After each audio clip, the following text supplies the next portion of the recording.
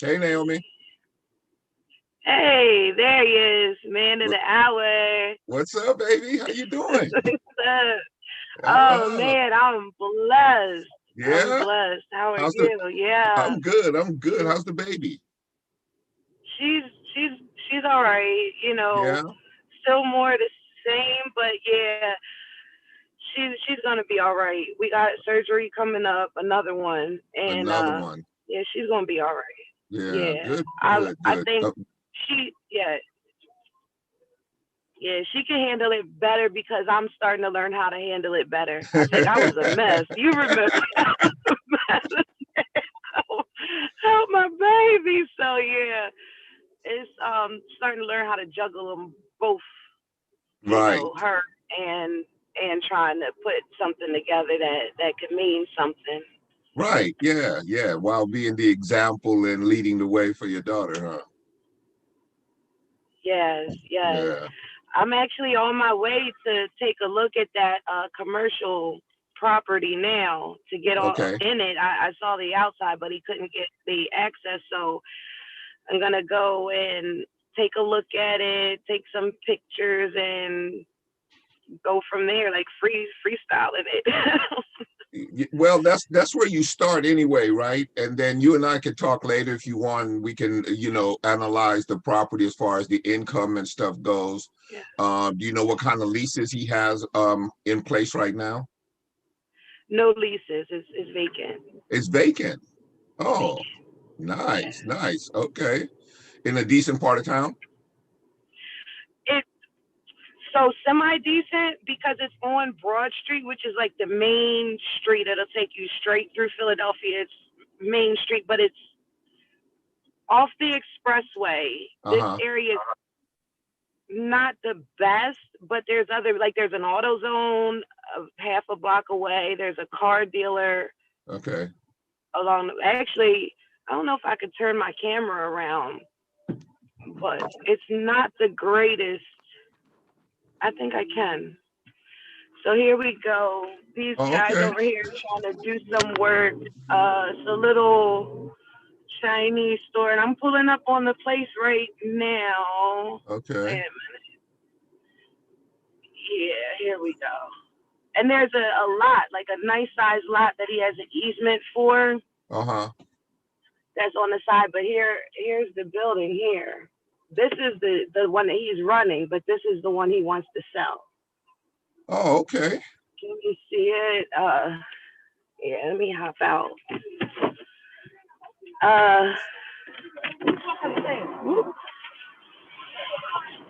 so You here's guys were doing a little walkthrough. Naomi is looking at making an offer on this particular mixed use building right here.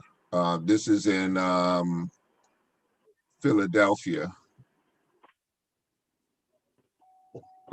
Which building are you showing us, or are you looking at that guy? No. Okay, so this is the building right here.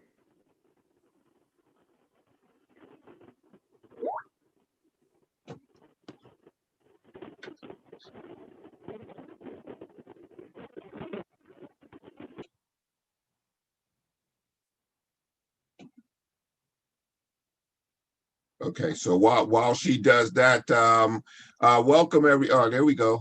Can you hear us, Naomi? Okay, she's muted. Can you hear me? I had to get my volume right. Okay, I can hear you now. Yeah. All right. So this is the top loft up there. Okay. And so that's a residential unit?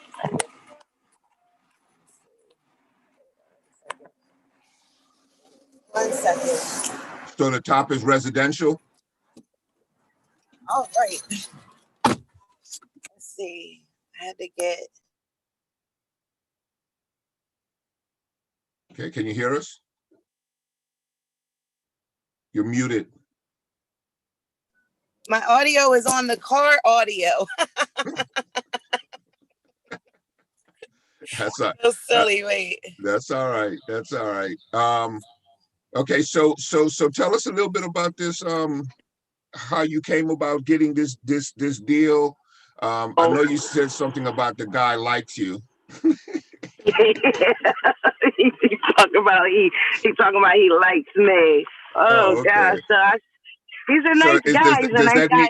Does that mean he's going to give you a great price on the property? That's what it better mean. Otherwise, you don't really like me. Those are just words. Oh, that's funny. That's funny. Maybe you can, because I'm going to meet with him. He's right here. I'm meeting with him about this property here and the other two triplexes. Okay. And maybe because this is commercial, I just don't know exactly what to ask. I know some of the general ones, but specific to commercial. Okay. Yeah, I would suggest you just find out find out his motivation, and if you can, find out his pricing, and more importantly, how he came about getting it. Okay.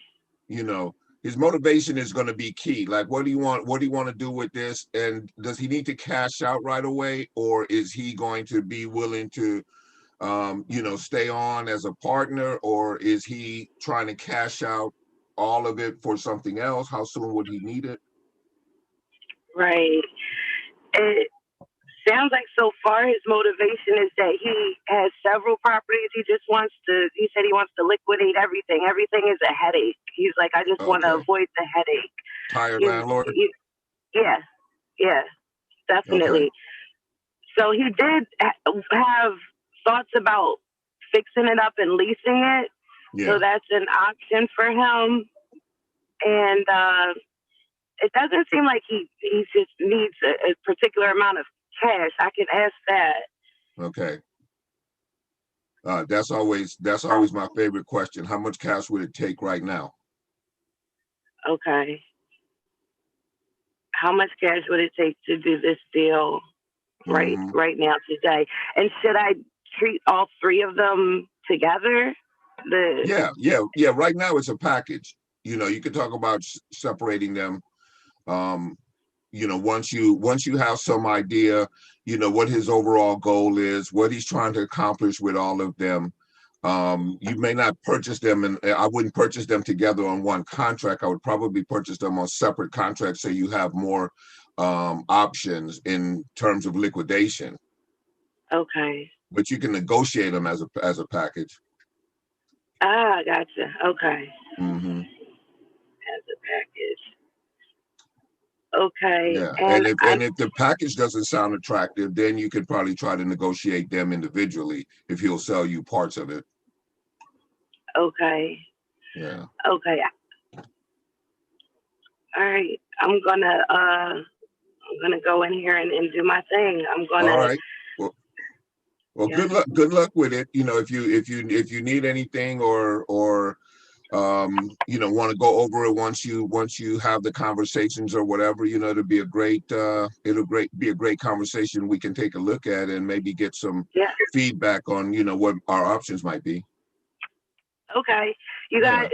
I'm going to go just check in, and then if something exciting happens, check back in here and get you guys back on the video so you can be there with me.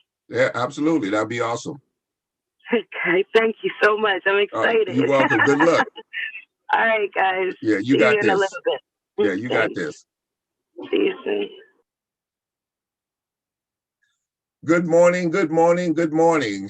Happy Wednesday to one and all. How are you guys doing? Welcome to the Wednesday role play session, which hopefully we can get back on track on actually doing some role playing, because lately we've been, kind of moving into deal analysis and business setup and, everything like that. So thanks everybody for being here. Mark Richardson, great to see you, my friend. Edward, Jonathan, Ken Davis is here.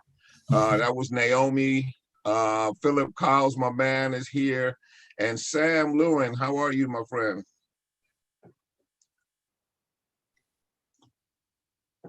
Mark, you're the only one that has your mic unmuted. How you doing today, my friend? Good. I'm doing good. I got one I kind of want to work on a little bit. I just had a deal where so it was the cash deal. And then when I did the contract, I'd used my wholesale contract that I use. Okay. And then the guy went and talked to will be a role play eventually too. But Okay. The guy went and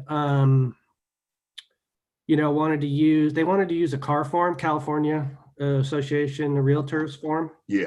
Which I got from a buddy of mine. But I'm sure that thing is freaking stupid. Yeah. So, it's overly complicated. Yeah. So anyway, when we did it, when we usually do our wholesale, we usually put like $100 earnest money. Yeah. And so he brought it to a realtor friend of his, and he said that I needed to put 3% down as earnest money, so I guess that's kind of where I want to go with the role play. Like, how would you go about, working that into a role play sort of situation? 3% earnest money. Okay, so tell me a little bit about the property. Is it publicly being advertised for sale, or is it something where? We got it off a text blast. I did a vacant house it's in Calaveras County. Okay. So what the deal was, I kind of sort of look for these places that are out there that have some property, a little bit of property, sort of like weed properties, Oh, nice. That people have that are just, for one reason or another, it didn't work out, or they had, something like that. So anyway, this is one of those. Okay. And when I talked to the guy about it, he has a partner, and I tried to get them both on the phone, but it didn't. It was when I finally got them both on the phone, we agreed on all the terms. They're totally happy about it and everything. And then when I sent them the contract, then they said he brought the contract to his realtor friend, and the realtor said, no, you need to use a CAR form. And they need he needs to put down 3%. It's only $135,000 property. Okay. So it's probably worth like $250, but it could be worth more because of the situation of it being a possibility of somebody to be able to do a cannabis setup up there. Okay. So, okay. So is the realtor doing is he going to list it, or is he the realtor representing? not involved at all? He's a friend of one of the owners. So, he's just salting up the game for no reason. Salting for the game for no reason. Exactly. Yeah. So, okay. All right. Okay. So if you want to role play, what role do you want me to play? I would like you to play me, and I'll be the seller. Okay. All right. So. Okay. So yeah, we could use each other's. We could use our regular name, so we don't have to figure that part out. So yeah, okay. Victor, I see you got this contract. You only want to put down $100 earnest money. My realtor is saying that you need to put down 3%. Oh, okay. I understand that. Why? Well, because that's the standard. That's the question. That's exactly what they told me. They said 3% is the standard. Off the role play for a second, they said 3% was the standard, earnest money, and my reply to that was standard. Yeah. Well, the truth of the matter is that there is no standard like by national, law or anything like that in terms of what earnest money is. that's something that you and I can agree upon. Now, if you want your realtor involved, then that, that kind of changes it a little bit. I'm an investor. I do these deals all the time. I never really adhere to, mandates in terms of what realtors want to do. It's part of the reason why, we don't really deal with realtors for the most part, because we kind of, think outside the box in terms of this. So are we okay with what we talked about in terms of where we want to end up in this situation? What do you mean by that? As far Well, as, I'm off the role play. I'm assuming that you had negotiated something, right? You made an Right. offer. You Right. made an offer on a contract, and the offer was for what? What was the It offer was for? 135. We agreed on the Uh-huh. price, 135, 30-day close. Okay. We pay all the closing costs. Mhm. Just your standard wholesale type, type deal. So, and that was basically it. So, and then Did you agree on a cash close, amount down? yeah, cash Nothing like close. that, It was right? a cash close. Uh-huh. So, Right. 30 days. Okay. Really straightforward, Okay. no All right. real creative stuff besides, just a real straightforward wholesale deal. Okay. All You right. know, So I do understand that your friends is giving you some advice in terms of standard. Now understand that those are realtor standards. I'm not a realtor, and neither are you. So well, I mean, actually, he actually is a realtor, okay, but he's not, he doesn't have his license. He's got his license, but he's not practicing. affiliated. Yeah. Okay, so he doesn't have his license hung with a broker anywhere or No. anything like that. Mhm. Okay, so for in this case right here, for this matter, you're not necessarily acting as a realtor. Is that correct? Right. No, this is Okay, just our property. We just want, I want to sell it. okay. So will this 3% make or break this deal for us? Yeah. No. Okay, and on all other parts of the deal, we're in agreement as to what you want and what you're getting. Yes. Right.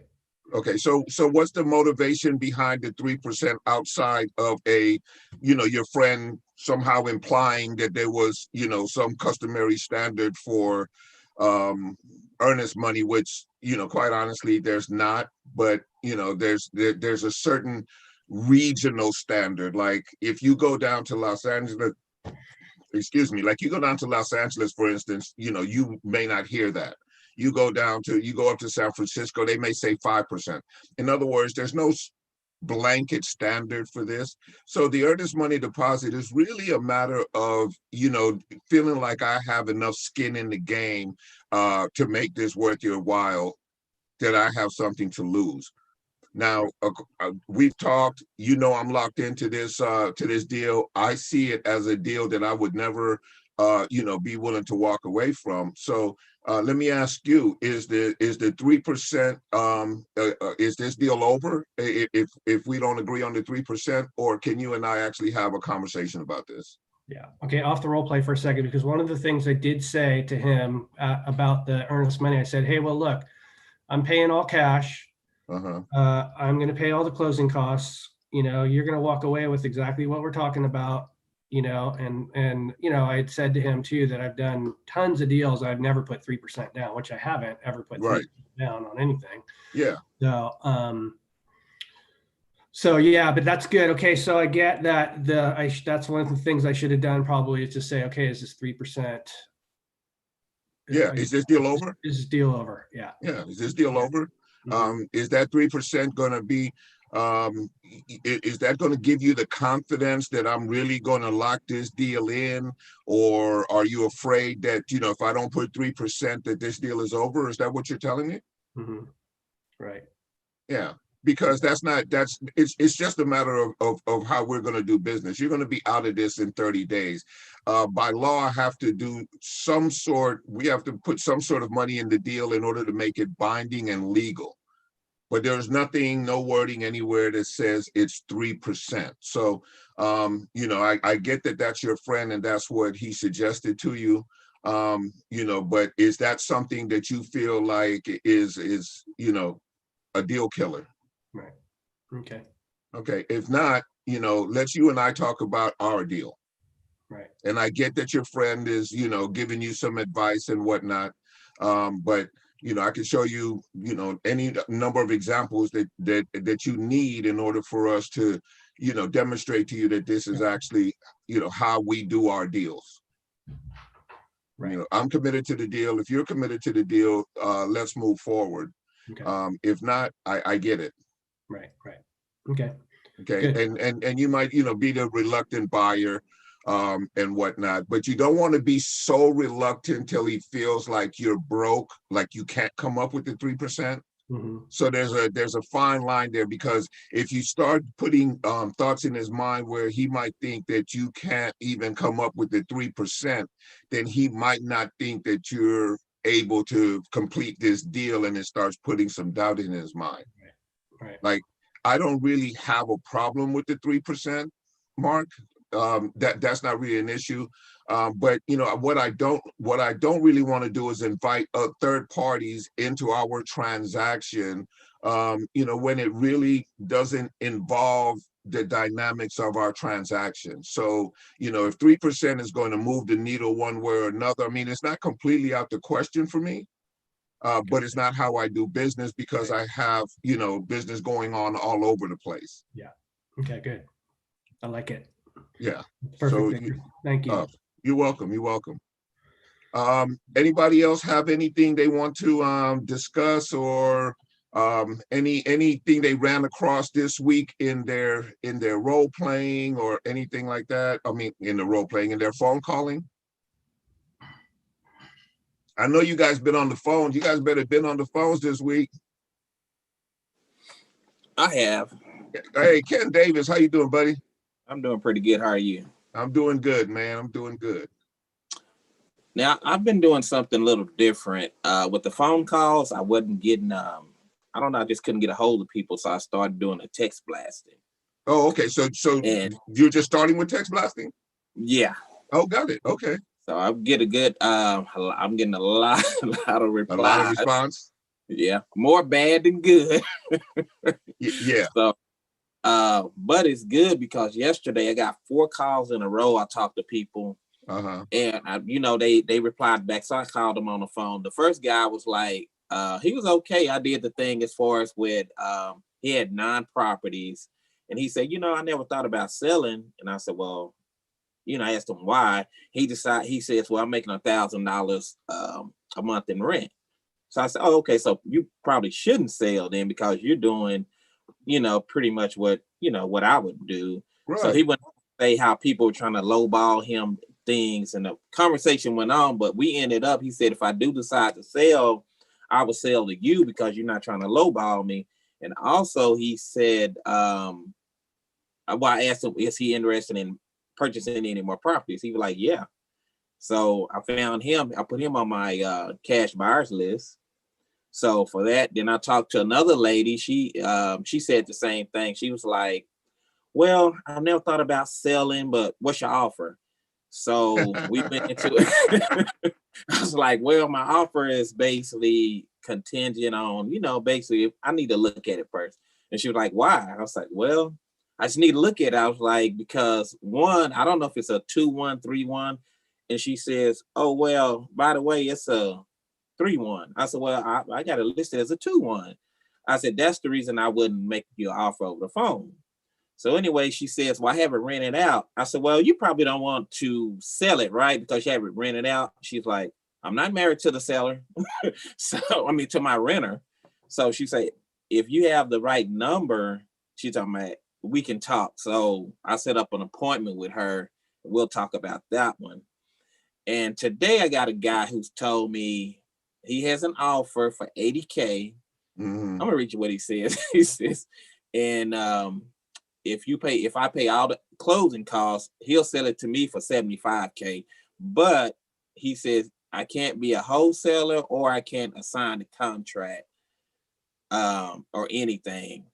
But he's trying to make me make him a offer today. He's telling me today. I'm thinking like, That's something almost I would put, but you Yeah. know, I didn't reply back to him. I know you know, I'm like, it's not anything I could do.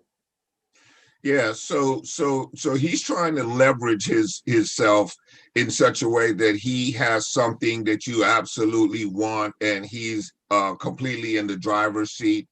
He hasn't made a price. He hasn't named a price. Have you done any research on the property in terms of what its value is and what you actually could offer him? No. When I looked at it, I know the area, but I know in that area I would only offer around the most I was around 40 because of the properties in that area that I already looked at. Mm-hmm. The most people are paying are like 40 for them. So I know Okay. he's marking that up. And what is he looking for it? He wants 80. So I already know he was like, oh, it needs work and things like that. It needs work, but he wants 80 Yeah. on And a he has property that you're normally getting for 40 in the area. yeah. Oh yeah. So he may just be a waste of time. You know, you might touch base with him. You'll probably find out within about 2 minutes that he's just unreasonable and he's just out there playing, because he's not really trying to sell that property, or he hasn't come to terms with the reality of selling that property in terms of what it's worth and who really wants to buy it. You know, he's looking probably for a retail buyer, somebody who wants the property for themselves, but it's not a retail sale and probably can't be listed because a realtor won't do it because of the condition of the property. That's what I'm thinking. He's another wholesaler. You thinking yeah, and there could be that part. Yeah. There's another, because he's got a lot of contingencies, right? Right. I'm like, well, dang, if you want to sell, you telling me everything. So Yeah. but, So yeah, he might just be an inexperienced wholesaler or something who doesn't really understand, you know, what he's doing, and he's trying to do a wholesale deal retail. yeah, exactly. Mm-hmm. And I'm getting a lot of people back saying, I'm thinking about selling. What are you offering? So those I know I'm just gonna get right on the phone with them just to see, since they're already saying that's a buy. To me, that's a buying signal. What are you offering? So Yeah. Okay. So what are you going to say to them when you get on the phone? You want to role play a little bit? sure. Okay. All right. So I'm the seller. I'm the seller, and you're the buyer. Give me an idea, and if you want, we could switch over later and see, you know, what I would do different or something. But yeah, let's say you're calling me and I'm the seller. I'll be the, you know, well, let's just role play it. Okay. And well, let me tell you, most of these they're non-owner occupied houses, so they don't live in them. This is second. So they're house. vacant houses. Or well, I say that they're not vacant. They're rental properties for the most part. Right. Okay. Yeah, that's what I'm thinking. Okay. Like, hey Victor, this is Ken. I was giving you a call back. Hey Ken, how you doing, man? I'm doing great. Good. Reason for my call is you responded back to the text saying that you were open to selling the property. Is that correct? Oh yeah. I remember now. Yeah, you sent me a text about selling it. Look, man, I'm, you know, what's your offer? Because I mean, I'll sell it, but you know, I don't have to or anything like that. You know, it's a rental property. It's got decent cash flow. I'm okay with it. Oh man, that's great. Well, normally, Victor, people, I know you say you're not really looking to sell it. You don't need to or want to. Yeah. So, well, let me ask you, why would you even reply back saying that you're open to it if it's something that you don't need to do? Well, I mean, you know, if you give me the right price, I'll definitely consider selling it. I mean, you know, everything has a price. I'm not attached to that property in any way whatsoever. It's a financial resource for me, and if I can move it to where I feel good about what I profited on it over the time, and at the end, I'm happy. Oh wow, okay. So you have a tenant in it right now? Yes. Okay. So if you don't mind me asking, what's the cash flow? I mean, how much are they paying a month? $1,000. Oh, that's great. Okay, so Victor, being honest with you, I buy and sell properties. I fix them up, rent them and sell them, things like that. Mm-hmm. So I'm really looking at this property as something that we may can do something on. Okay. So what would it take for you to say, hey, this is something that I would sell for? What's the number you're looking for? The first number would be, full price. The property is valued, the property is worth 225. So that would be the number that would make me say, okay, let's talk about it. 225. Okay. So 225. Now, Victor, the way I buy properties, usually the price of terms. Okay. So I give you that 225, but you'd have to be on terms. Or if I buy cash, at a significant discount. So which one would you? I've already gotten all those calls. You already got? Okay. So I already got the significant discount calls. Yeah. Okay. So you dealt with those. So let's say you said 225. Yeah. What if I could give you the 225, and I would say, okay, for the next 5 years, that's I could pay you off in the next 5 years at 225. What would you say? That doesn't sound to me, that's a little bit long. There is too much potential equity loss over a 5-year period for me to lock in a price right now. That wouldn't work for me, no. Okay, how close could you come to that 5 years? I could, at best, I could give you, 12 to 18 months. 12 to 18 months. So let's say 18 months. Yeah. Okay. So let's say we could do 18 months. Mm-hmm. I give you your 225. Mm-hmm. How much are you? How much is it per month that you're paying for the house with tax, insurance, things like that? My debt service is 780, something like that. 780 PITI. Okay, 780. Mm-hmm. Okay, so how much? If we're talking 780, if I were to take over that 780, and I would go ahead and say in the next 18 months, I would go ahead and pay this off in a balloon payment to you. Is that something that we could do?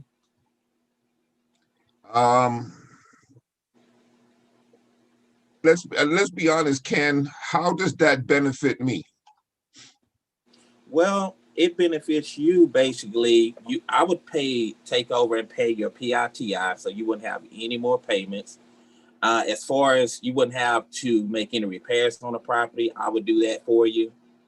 Things like that. So basically, you could go on with your life or whatever.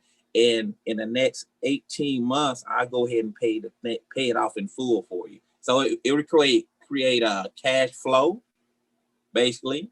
Mm-hmm. So you just wouldn't have any worries. Now, I don't know, maybe you're okay with where you at right now, but I don't know. Yeah, I mean, truth is, I don't have any real worries. It's a good property. I don't have a bunch of maintenance issues over there. I'm pretty handy, so a lot of the stuff I can take care of myself, which I kind of enjoy doing. It's not a big deal. And then I have guys that could do, most of the work that I can't do myself. So, it's not really a problem for me in terms of that.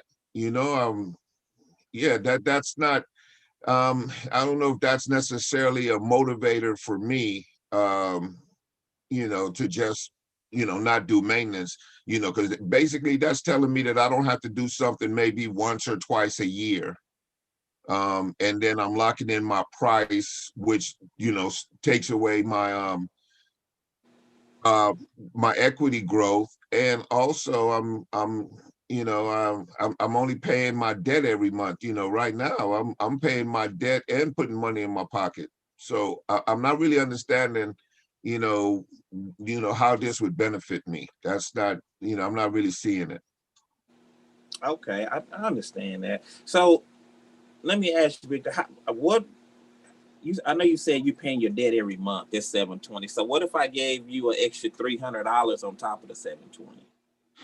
That would be 20 more than I'm getting. Remember, I said that it's $1,000 that I'm getting for rent. That's true. You are. So yeah. So I need to Yeah, so I'm already getting $300 more than I pay. So that's my point. I'm cash flowing $300 as it is. So unless it's, unless it's something, super attractive, I don't have a real problem with the maintenance and stuff. I go out there maybe once or twice a year for minor stuff. Okay. So okay. Okay, I'm done with that one. Okay.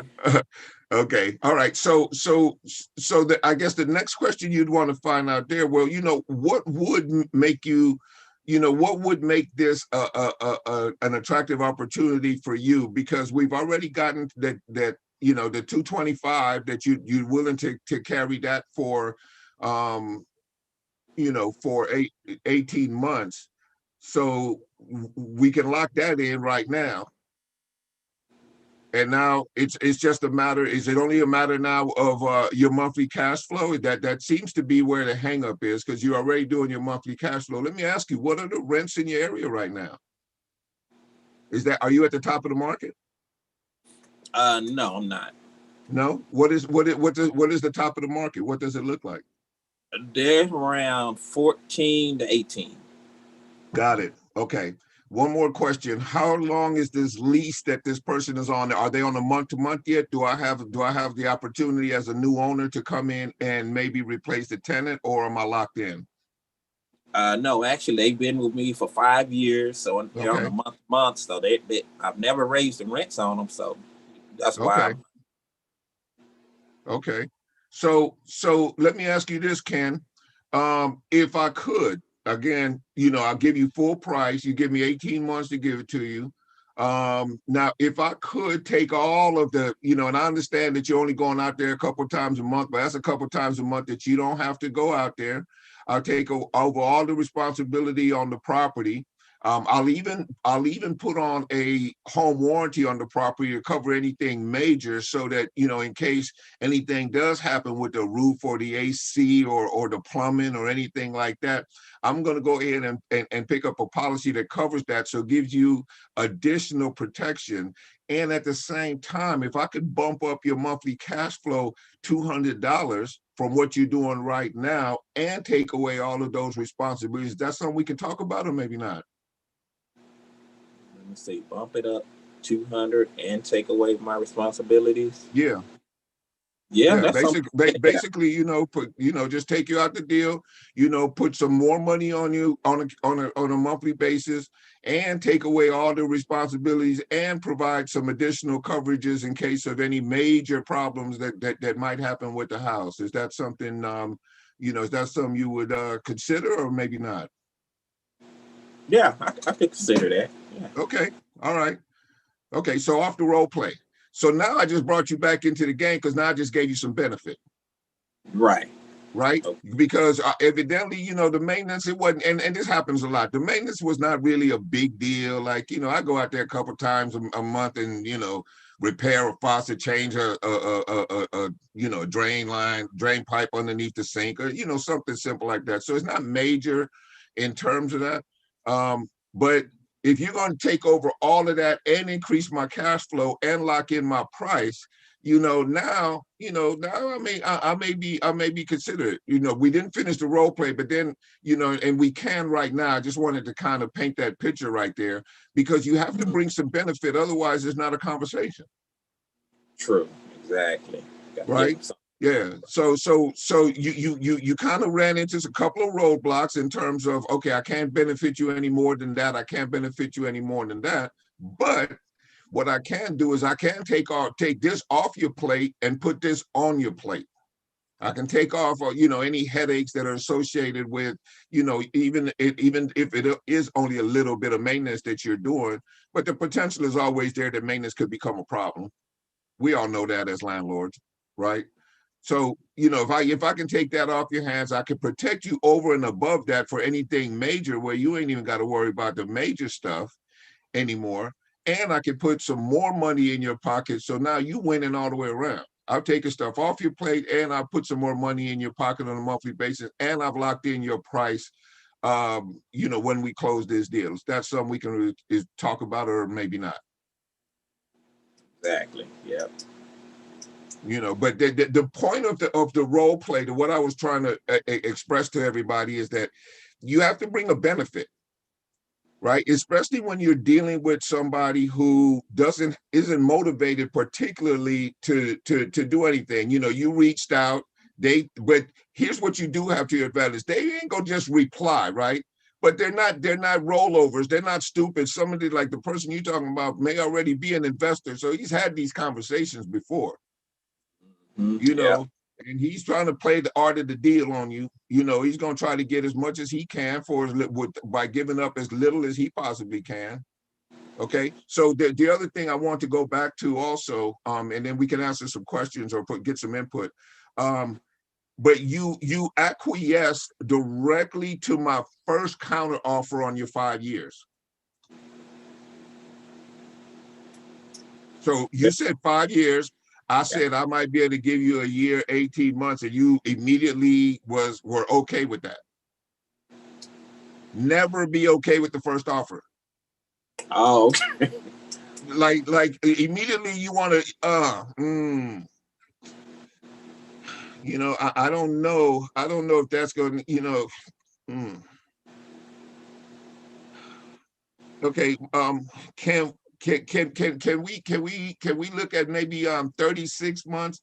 You know, because I'd like to have some time to be able to do this. And you know, with the additional income, I'm kind of paying for that extra equity right there. Is that something we could talk about? Yeah. You know, because I you know, 18 months, you know, I just don't like to be caught short, and then, you know, all of a sudden, you know, things can, and I expect I could probably get it done in that time, and I'm going to be trying to get it done at that time. I just don't want to be up against the wall. You know, can we talk about 36 months? We could. Okay, all right. You know, so if we can do this for 36 months, that'll be 36 months of additional cash flow, no problems. You know, you still actually be on title on the property and everything. You're still technically the owner. And if for whatever reason my tenant buyer can't consummate this deal, all it simply means is that, you know, you either, you know, go back to the original plan that you have right now, but in the meantime, you've earned a nice little chunk of money and had all your maintenance taken care of. Worst case scenario. Best case scenario is you call me back and we put in another tenant buyer, get you another deposit, and keep it moving. Okay. That sounds like something that would, you know, that would work for you? Yeah, sounds like a win-win. Yeah.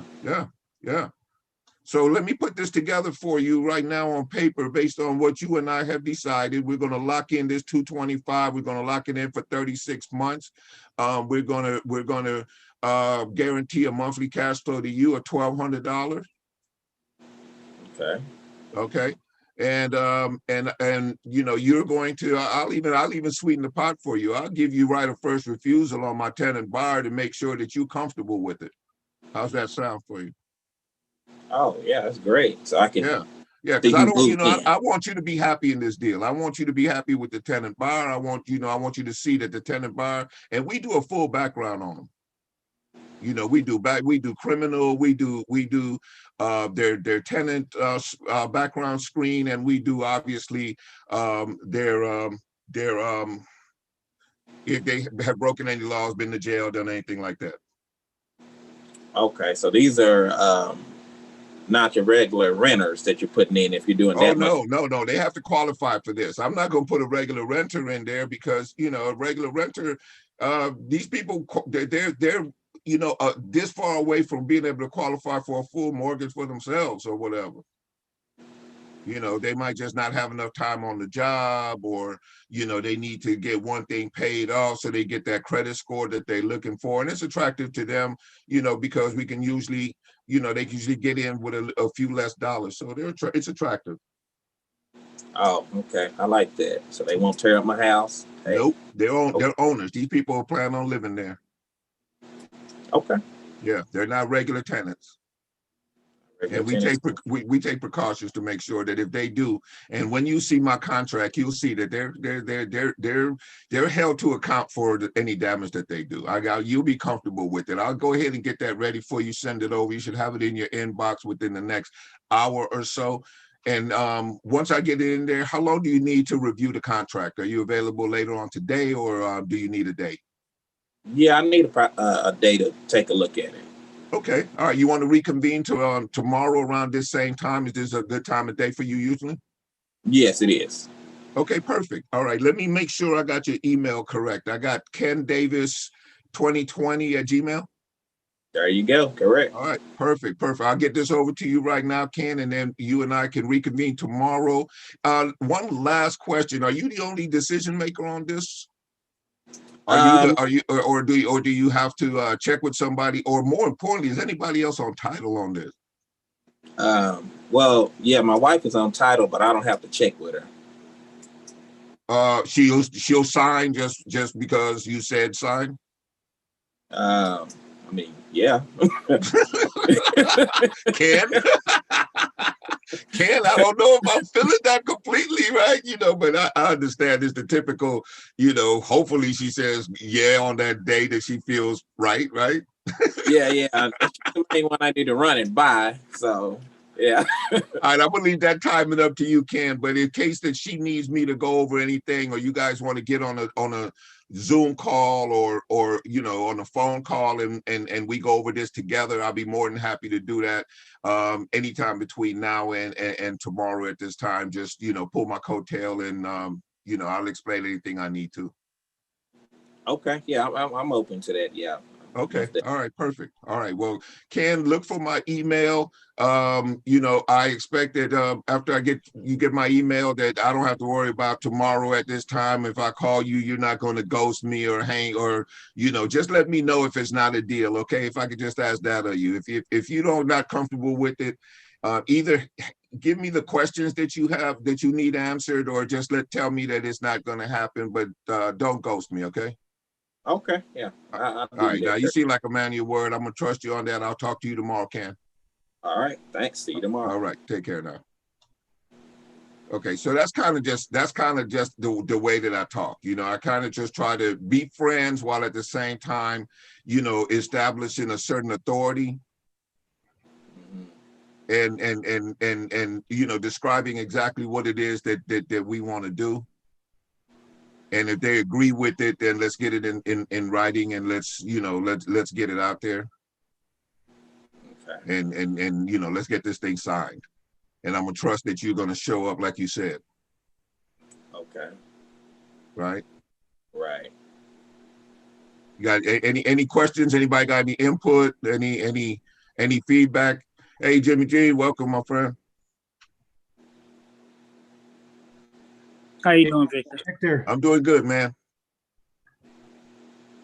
Hey, Victor, Mark here. Hey. I just got a text from those people about the deal we were talking about, and they're signing. Yeah. Did you say you're signing today? They're signing today, yeah. Give Mark a big hand. All right. Congratulations, my friend. Love hearing it. There's Philip Cowles in his bus. That's right. Yeah, hey, congratulations. Go ahead, Philip. I said, you can see me? Yeah, I can see you. I got this mask on my I got this mask on my face, Hey, you gotta do it, man. That's the time and space that we're in. We gotta be protected, and you got a whole bunch of other folks in there with you, so you gotta protect them too. I'm trying my best not to live this 40-40 life. The 40-40 life. I can't do this every day, man. Yeah, man. Yeah, we gotta get you some deals in the pipeline. Let's get me out of here. Let's get me out of here. Yeah. Hey, what kind of I was gonna ask this, but before I do, Ken, I wanted to get back to you, man, because okay, so that was the one role play. Now, did you want to look at some other scenarios in terms of some people that you're gonna be calling? The rest of them I really don't know right now. They just asking me my offer. Okay. So I looked at the because they're kind of all over, and most of them I noticed they're out of state people too. So Okay, so they own property, but they live out of state? Yeah. Okay, okay. And my biggest thing is, I guess I'm trying to get on and get off. Like I'm trying to set the appointment and get off because I'm just used to getting on and getting off. But this one, it seemed like more. I need to do more of nurturing, massaging them. Well, you have to get to the why. Yeah. You have to get to the why, because otherwise you don't have a chance to really close this deal, because a lot of these, and you'll find that sometimes you just got to step off, right? Because a lot of them, yeah, I'll sell because that's what I do. You know, I buy and sell real estate. I'll sell if you give me the absolute right price. Everybody that's in the game will probably say that, right? Like, yeah, if you give me the right price, yeah, you could have it, right? But they're not necessarily your prospect, because they're not motivated to do anything. It's just, you know, come to me with the right price and, you know, I'll sell you the property. Well, that's not how I get down. They suspects. They ain't prospect. They suspects. There you go, Philip. Yeah, they suspects, because they're not really motivated. And unless you can find a way to get to their motivation, you're probably just going to be, you know, spinning your wheels on this. They're going to go into a follow-up campaign. Yeah. You know what I mean? But you know, if you do have a follow-up campaign system, you know, regular email schedule or something like that, you know, then they should definitely be on it, because if it's in the back of their mind right now that they are willing to, there may just be something they're not telling you that may actually become a problem as time goes by. Oh, okay, gotcha. You know what I mean? So you just go, you know, you're gonna build a little relationship and then continue to pull their coattail every now and then. Okay, yeah, I got them on a drip. Yeah, got them on drip. There you go. There you go. Because you know, they you know, once you warm them up and they kind of see you as their guy, you halfway home. Okay. You know, you halfway home. Like they'll tell you, you know, well, I only want to deal with you. You know, I was on a call yesterday, and we were talking to a guy, and as a matter of fact, you know, I'm not going to put him on blast, but it's somebody I work with who's actually on the line with us, and you know, he calls a guy, and he's a whole different personality than me, right? He comes off very mellow, very calm, very professional, and he sort of introduces me into the conversation. But by the end of the conversation, the guy was like, look, I'm only going to deal with you guys. You know, I like the way you guys sound. I like, you know, because I get these calls all the time, but people are always coming at me with some bullshit, you know, and I'm not really, you know, trying to do that, right? So by the end of the call, we had established ourselves as the people who he wants to deal with. Once you get to that point, now it's just a matter of you being consistently in touch and being and figuring out a way to put this deal together so that he wins. And you obviously, and you win. You know, the salesman is the most important person on the call. Right? Yeah, Right. You're the most important person on the call, even though you might be looking like you're giving away concessions or doing whatever. Everything's strategic on our part. Right. Right? Yeah, because you know, you can give them a win, but only if you get a win with it. Yep, exactly. Okay. Yeah. So you know the deal. Yeah. So right now, if they're not super motivated, that our only job now is to find out, you know, what that hot button is. You know, what does motivate you? Why would you want to do it? How can I actually you know, support you in moving towards whatever that goal is? And by the way, what is that goal? Yeah. And I know this one lady, I kept asking her for a number, so we went back and forth. She didn't give me one, I didn't give her one. I said, well, I have to call you back. I said, I said, well, how much would it take? She said, I've never thought about it. What will you offer me? I said, well, if you had a number in mind that would be your best number, what would it be? She said, I don't know, I never thought about it. What can you give me? So we went back and forth about 2 or 3 minutes, and finally I was like, okay, I'm gonna call you back later when you decide on the number. I said, because I can't put a number on your property or what you want. So she didn't have one, I didn't have one. So I was kind of glad. To me, it was a tug of war. So neither one of us gave. Yeah, because you have to walk away from that thinking on a motivation scale, she's at 5 or less. Yeah. Because if she was motivated at all, anywhere around 7 or better, she would have definitely threw a price out there because she would have known what she needed to get done. Yeah. Right. She would have been.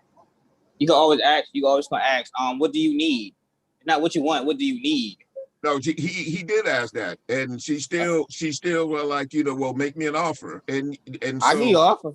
I would say I'll give you an offer. You might not like it, so just give me what you want. Yeah. Maybe here's what I found. I'm too busy to play that game now. Like I don't just start writing up offers and stuff because it takes some time. You do a little bit of research, especially if you don't have a point to start. You're gonna do a little bit of research. You're gonna do all that. If you have the time to do that, or if you have a VA or something who can do that for you, then that makes sense. Me personally, my time right now has gotten too busy for me to play the volleyball game. Like I don't do that anymore. Now, early on, I would have done it. Like early on, I did it a number of times. And to be quite honest with you, I don't remember any of them turning into anything. Like I don't remember any of those deals really going anywhere. I got a bunch of exercise in working on my rap game, but I didn't make any money on it, right? Because I didn't ever move them on the motivation needle. Can you ever ask them, if I make you this offer, what will happen next? Well, I'm a guts guy, so you can pretty much guess, Philip, that I asked him all that. My point being is after going through all the processes, it wasn't a deal. So I'm not pursuing it beyond a certain point because while you're sitting in that seat going nowhere, there are good deals flying by that you need to be on. There's only so many hours in a day. There's only so many conversations you can have, right? At some point, you got to cut bait. Don't overplay everybody's hand. Once you have the conversation with them, if they're not willing to move or if they're not willing to participate in this conversation with you, then move on. Like you said, drip on them after that. But you can't allow them to manipulate you beyond a certain point. And these are investors. They take calls. They know how to talk on the phone. They've read sales books. They know, they adhere to the whoever names price first loses, philosophy. All that is going on right there, right? So the only way you get past that for the most part is when the motivation rises.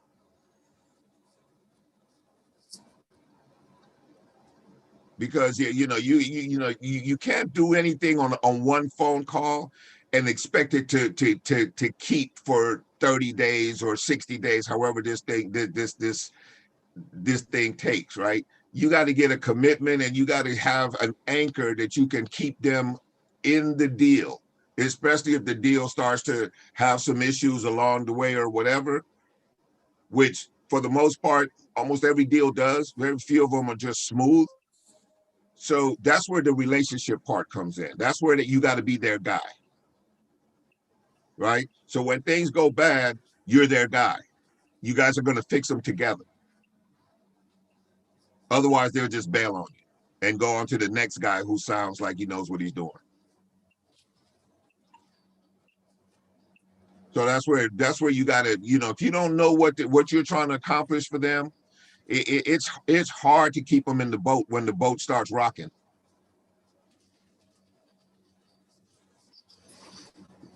That makes sense, you guys? Mm-hmm. Yeah. Yep. Yeah. You got it. If you ain't got an anchor on they behind, they will jump out your boat as soon as the boat starts rocking. And the potential for it rocking in a real estate game is, it's a pretty good potential that it's going to rock at some point. You know, you're not getting responses to your ads like you want. You know, they're not seeing enough, you know, stuff come through in terms of you getting qualified buyers for the ad, you know, for the property. You know, they're not seeing how you're going to be able to get the rents that you're looking for. You know, their questions start to pop up. So, you know, unless you have relationship, they will bail. Naomi, how'd it go? Hey, it's still going. Okay. You know, it's a shop, and so he's like working, you know, in between, and it's some customers and things. So it's interesting. You guys were just talking about how much time to put in, because I'm thinking about you know, saying maybe there's a better time to come back, because I'm kind of just, you know, he knows I'm here and I'm waiting around for access to the place. I'm waiting around for a moment to get, you know, his full attention, and kind of just like playing the waiting game. And I don't want to look like I don't have anything else to do. Yeah, Or, you know, the desperate buyer. Yeah, you have to do right. the reluctant buyer thing, even you know, hang around long enough to get the lay of the land. Hey, Mac. What's up? What's up, guys? What's Sorry, up, sorry, buddy? I'm late today. It's all right. Yeah, so you know, go in, get the lay of the land, and let them know that you're a busy person, and you know, you making moves and doing deals, so that Yeah. you know, you establish a certain level of respect. Yeah.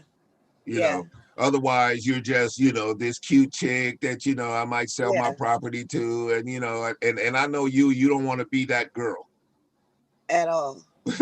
Like I think, yeah, I think that's what this is about. Like right now he kind of wants to show, you know, I'm busy, I got it going on, and this and that, when you know, I'm not here to just watch you work. I'm here, you know, and we understood about taking a look at inside of the property.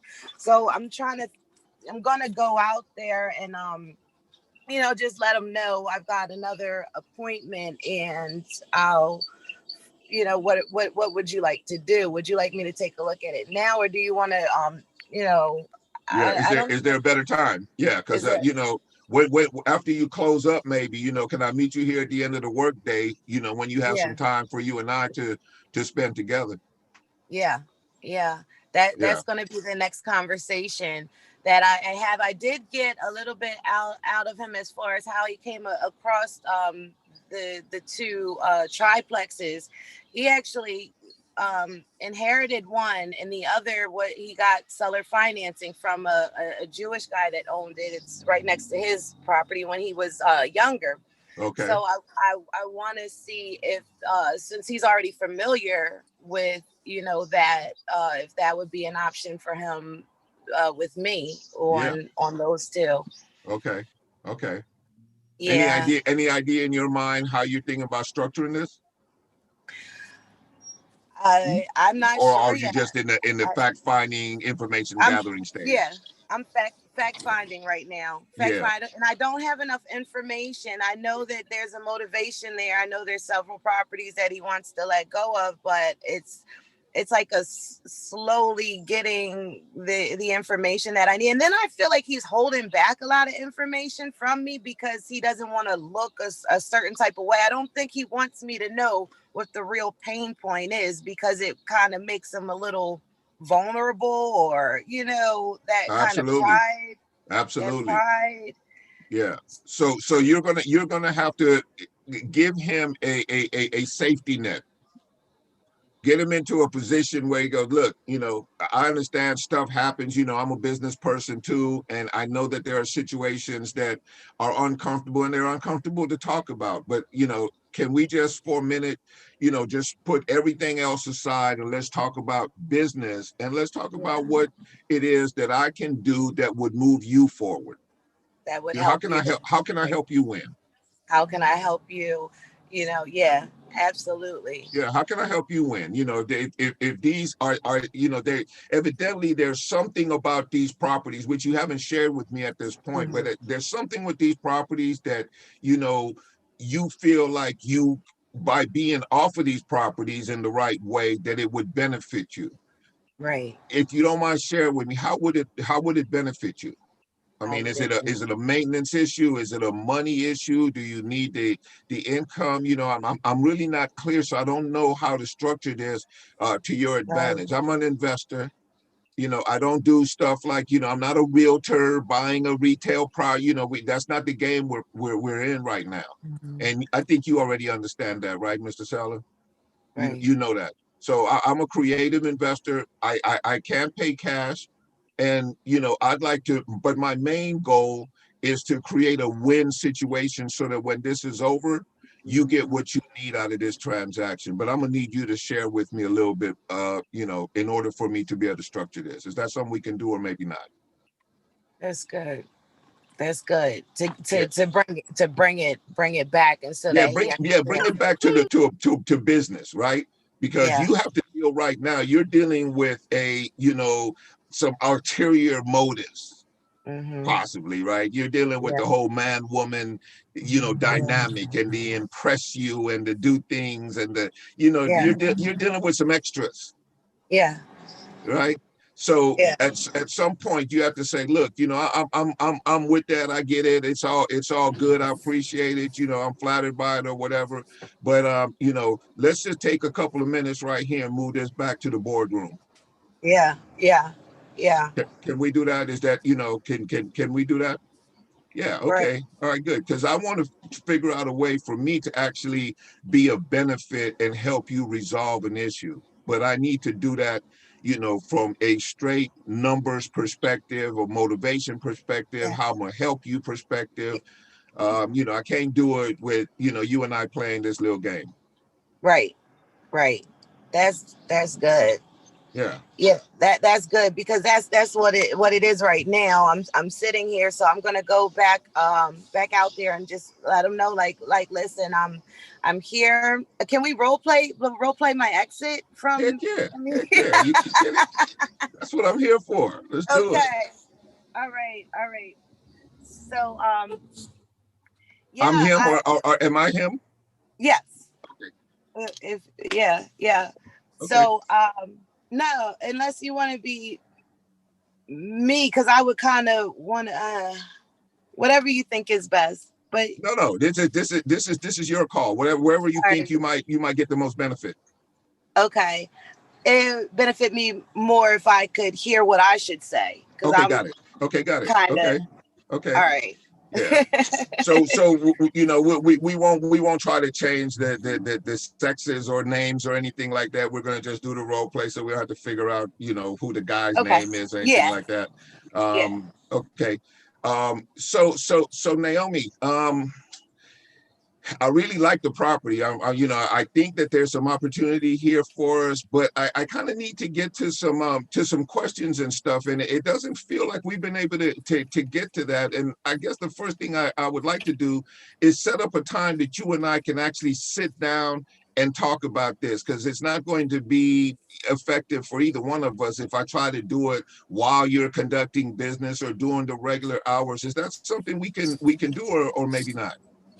Yeah, I mean, I got you. I'm just, give me 5 more minutes. I'm gonna finish up with this person, and then I'm gonna be right with you. Just hang in there with me. I'm on the same page. Give me a second. I'm almost done. Okay. You know, I can do that, but here's what I like to do.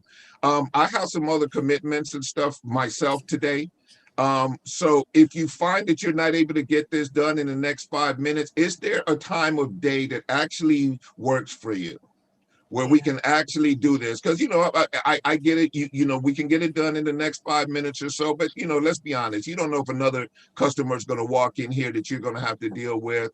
And, you know, that kind of puts me in a compromised situation. And, you know, I hope you understand. You're a business person. Yeah, I understand. I thought you wanted to get a look in the building, you know, just kind of hang in there with me for just a second. I got you. Okay, Naomi. Okay, this is what I can do. I have another 20 minutes or so. to hang out and kind of take a look and check it out or whatever, if we can get this done in the next 20 minutes or so, I'll be glad to hang out with you and take a look. But if not, we're going to need to probably reschedule this. I mean, you're a business person. You're in your business right now. You see the activity you got going on, so you can understand that, right? Yeah. I don't mean, want to. Does that make sense? Yeah. I got you. All right. Yeah, and I really want to spend some time with you in terms of getting to know exactly how I can put something together that's going to help you win. That's my whole commitment. And right now, it's kind of all over the place. I feel like I'm trying to walk on one of them bouncy balls, and it's just not a good thing, for us to try to conduct business. You get that, right, as a business person? Yes, 100%. All right, so I'll be so done. I'm gonna hang out for 20. Hopefully we can grab a minute or so. If not, what is the absolute best time of day? Are you available during the evenings or whatever? Let's say for whatever reason this can't go down right now. Close up around 5. I close up around 5. So okay, should I meet you back? So then, can I meet you back here at 5 o'clock? And then, at that point, you're not dealing with any more customers, and we can take as much time as we need to, sort it out. Okay. All right. Yeah? All right. Yes. 5 o'clock. Okay. All right. So I'll hang out for a few more minutes, kind of see, get the lay of the land. If you don't mind, I'm gonna just kind of walk around, maybe take a couple of pictures. You okay with me taking some pictures? Oh yeah, sure. Take as many pictures as you like. Yeah. Okay, perfect. Yeah. Just as soon as you get freed up, just pull my coattail or whatnot. And if we find that, it just doesn't work for right now, I get it. Make your money, man. Make your money. And I'll be back at 5 o'clock when we can sit down and really chop this up. Okay. All right. I like that. You negotiated from 5 minutes to 20 minutes, but at the end of the day, I'm out of here. I'm out of here. Yeah. There's a deadline for you to you're not going to put me off for another hour. Right. Because he will. Yeah. I'll be right with you. That could go on indefinitely, and the types. Yeah. Yeah, they're too busy and too important, too self-important to really just, handle you. And, you're at a disadvantage, and every female on the line probably knows this, that, they're going to treat you a certain way. Like, she's a girl. Yeah. And so at some point you have to establish, I'm a businesswoman. Yeah. All that nonsense aside, I'm a businesswoman. You want to handle this or no? Is this something we can do or maybe not? Yeah, I like that. What I'm saying? So you then start to, you do the takeaway. Yeah. If you're not ready to do business, I get it. This might not be a good time for you. I get that. Okay. No. Is it? No.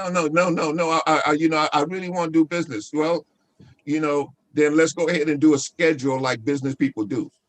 Yes. A schedule when you're not already committed to everything else going on. That's perfect. Okay. Yeah. I like it. We're just going to do this real respectful like. Yes. And establishing that this is business and it's during business hours. So this isn't a courtship. Yeah.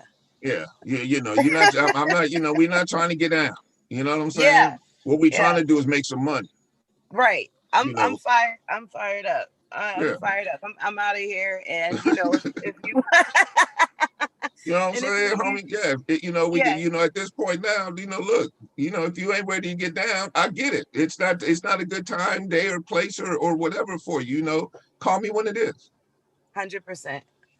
All right. Yes. So now you reestablish your posture. You reestablish your position in terms of what role you're going to play in this transaction and how you expect to be dealt with as a business person. Yeah. If you don't do that, you'll find yourself just being compromised left and right, and appointments broken, and all sorts of stuff. So that's the risk that you're in when you're in I want to court you, but I'll sell you my building, but you need to see how important I am because I'm flossy. Right. Ain't nobody Right. up with that, homie. Yeah. Yeah. That's You know what I'm all saying? extra. That's Yeah, that's all extra. You know, extra. miss me with that. You know, this is who I am. This is how I do it. You want to get down? Let's do it. If not, I'm gonna step off. Yeah. Gotta go. Gotta Yeah, go. yeah. All right. I like that. I like that. And I'm gonna use it immediately. Let's go put it on it right away while it's fresh off the While burner. it's fresh. I'm on it. Yes. Hey, Thank well, you we definitely are interested in knowing, you know, how it turns out, you know, where the negotiations go, and you know, if you need some help as far as the, you know, structuring or anything like that, well, you know, you can always reach out. Thank you. Thanks a Yeah. million. Yeah, you're the best. I appreciate you. All right. Oh, for sure, for sure.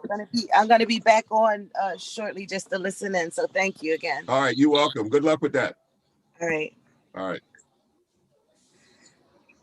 Love to see everybody out there doing deals, man, or at least going after them.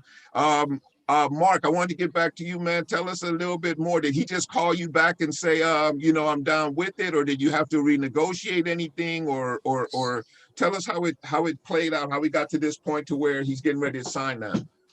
So yesterday, the partner, he's kind of a dick. So he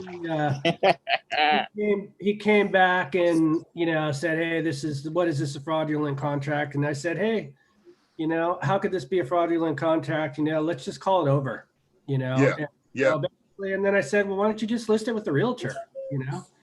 And they're both one of the guys lives in LA, the other guy lives in about probably 2 hours away from the property. So they're not even near there. And so I couldn't get the guy on the phone. I was trying to get him on the phone, but he wouldn't call me. But I did talk to his other partner who's, you know, it's kind of like a good guy, bad guy sort of deal. So, and I told him straight up, I go, look, you know, what's the worst thing that can happen? You know, like if I don't do the deal, you know, you still get your property back, you know, you know, it's like, you know, or you can, you know, how are you going to deal with this from LA? And, you know, and your other guy's busy doing whatever he's doing. And, you know, so, and that's what I had sent the dick guy you know, because he would only communicate. Take care. And so I said, hey, look, you know, if you don't want to do the deal, if you don't feel comfortable doing the deal with me, or if you don't feel comfortable about the deal or with me, then let's just part ways. Yeah. So then I just texted the other guy that's cool. Look, let's just get this over today. If it's not going to work out, that's fine. Just let me know. I don't want to keep hassling you. Yeah. And then he texted me back and said that the other guy signed already and that he's in a meeting and he'll sign right after the meeting's over. So perfect. Yeah. And you know, and this is exactly the same conversation I was just having with Naomi. At some point, you got to make a stand. You know, like you got to let them know that, look, you know, I'm not here to beg for your business or your property. Mm-hmm. I'm not here to do that. You know, either you know, poop or get off the pot. Right. Because if you don't make a decision, I'm off the pot. Right. You know, and even if you're doing that with your heart, you know, because you know it's a hard position to take, because it's like, you know, damn, I don't want to lose this deal. But you, at some point, you've got to make a stand and you've got to gain their respect. Yeah. Like, look, you know, this is not a game for me. Yeah, and they ended up signing for $100 earnest money too. So all that stuff just went right out the door. You know? Right out the door, because really, you know, it was some guy, and I think your friend, you know, the guy you're dealing with, he knew it too. It was some guy stuck on, you know, corporate stupidity. Exactly. Without any sort of ability to be creative and to understand that there's more than one way to skin this cat. Right. And ultimately, all I'm trying to do is get to a goal, which is to sell this property. Mm-hmm. Right. And this guy has come, he's brought with him what he wanted. And I'm not about to blow this out the water and be waiting another 2, 3, 4 months for somebody else to come with anything that makes sense for me. Yeah. So he figured that out on his own. So Mhm. congratulations, man. We definitely want to hear more about it and see, how it's progressing or anything. If you have any questions about, setting it up, how to, where to put your contracts and everything. You have a closing agent. Well, we're in California, so you have an escrow company and Yeah, I have everything in place. an awesome person that I use. She's in San Jose, but they're Orange County Title. She's amazing, and she gets the whole. Is it Orange County Orange Title? County, it's just Orange County Title, but they're in San Jose. She is awesome. She's like the. I mean, I can't. If anybody needs a really good title person to do assignments or any of that stuff, I would recommend her. We've done a bunch of deals with her, and she's amazing. So she works. Good. So if any of you guys doing deals in California, if you guys in California, we're an escrow state. We make it real easy. Doing deals in California actually is easy. It's expensive as hell, but it's easy because we have escrow, and the escrow takes care of pretty much everything. The only time you're going to have to introduce an attorney is if you want an attorney to review your contracts or the contracts of the deal to make sure that you're covered or whatever. But most of our standard contracts are enough. They have the escrow companies have the title company relationships. So you don't have to worry about going and find the title company that is going to be willing to sign off on an investor deal. None of that nonsense. Like Mark is talking about, he's got somebody who's already done it, does it all the time, has the relationships. That's the kind of person you need on your team in any area that you're working. If you're in an attorney state, you need to find that guy or girl who understands creative structure, creative financing, and all of those things, and also has the title relationship to be able to get your title insured and have you get out of this deal. So that's part of your team that you have got to, figure out a way to build. Figure out a way, all you got to do is make phone calls, say, look, I'm an investor. Are you familiar with investor deals? Are you comfortable with them? And the ones who are, they'll tell you right away. They'll tell you right away. They'll say, oh yeah, we do investor deals all the time. I think we're the only ones in the area that really do investor deals.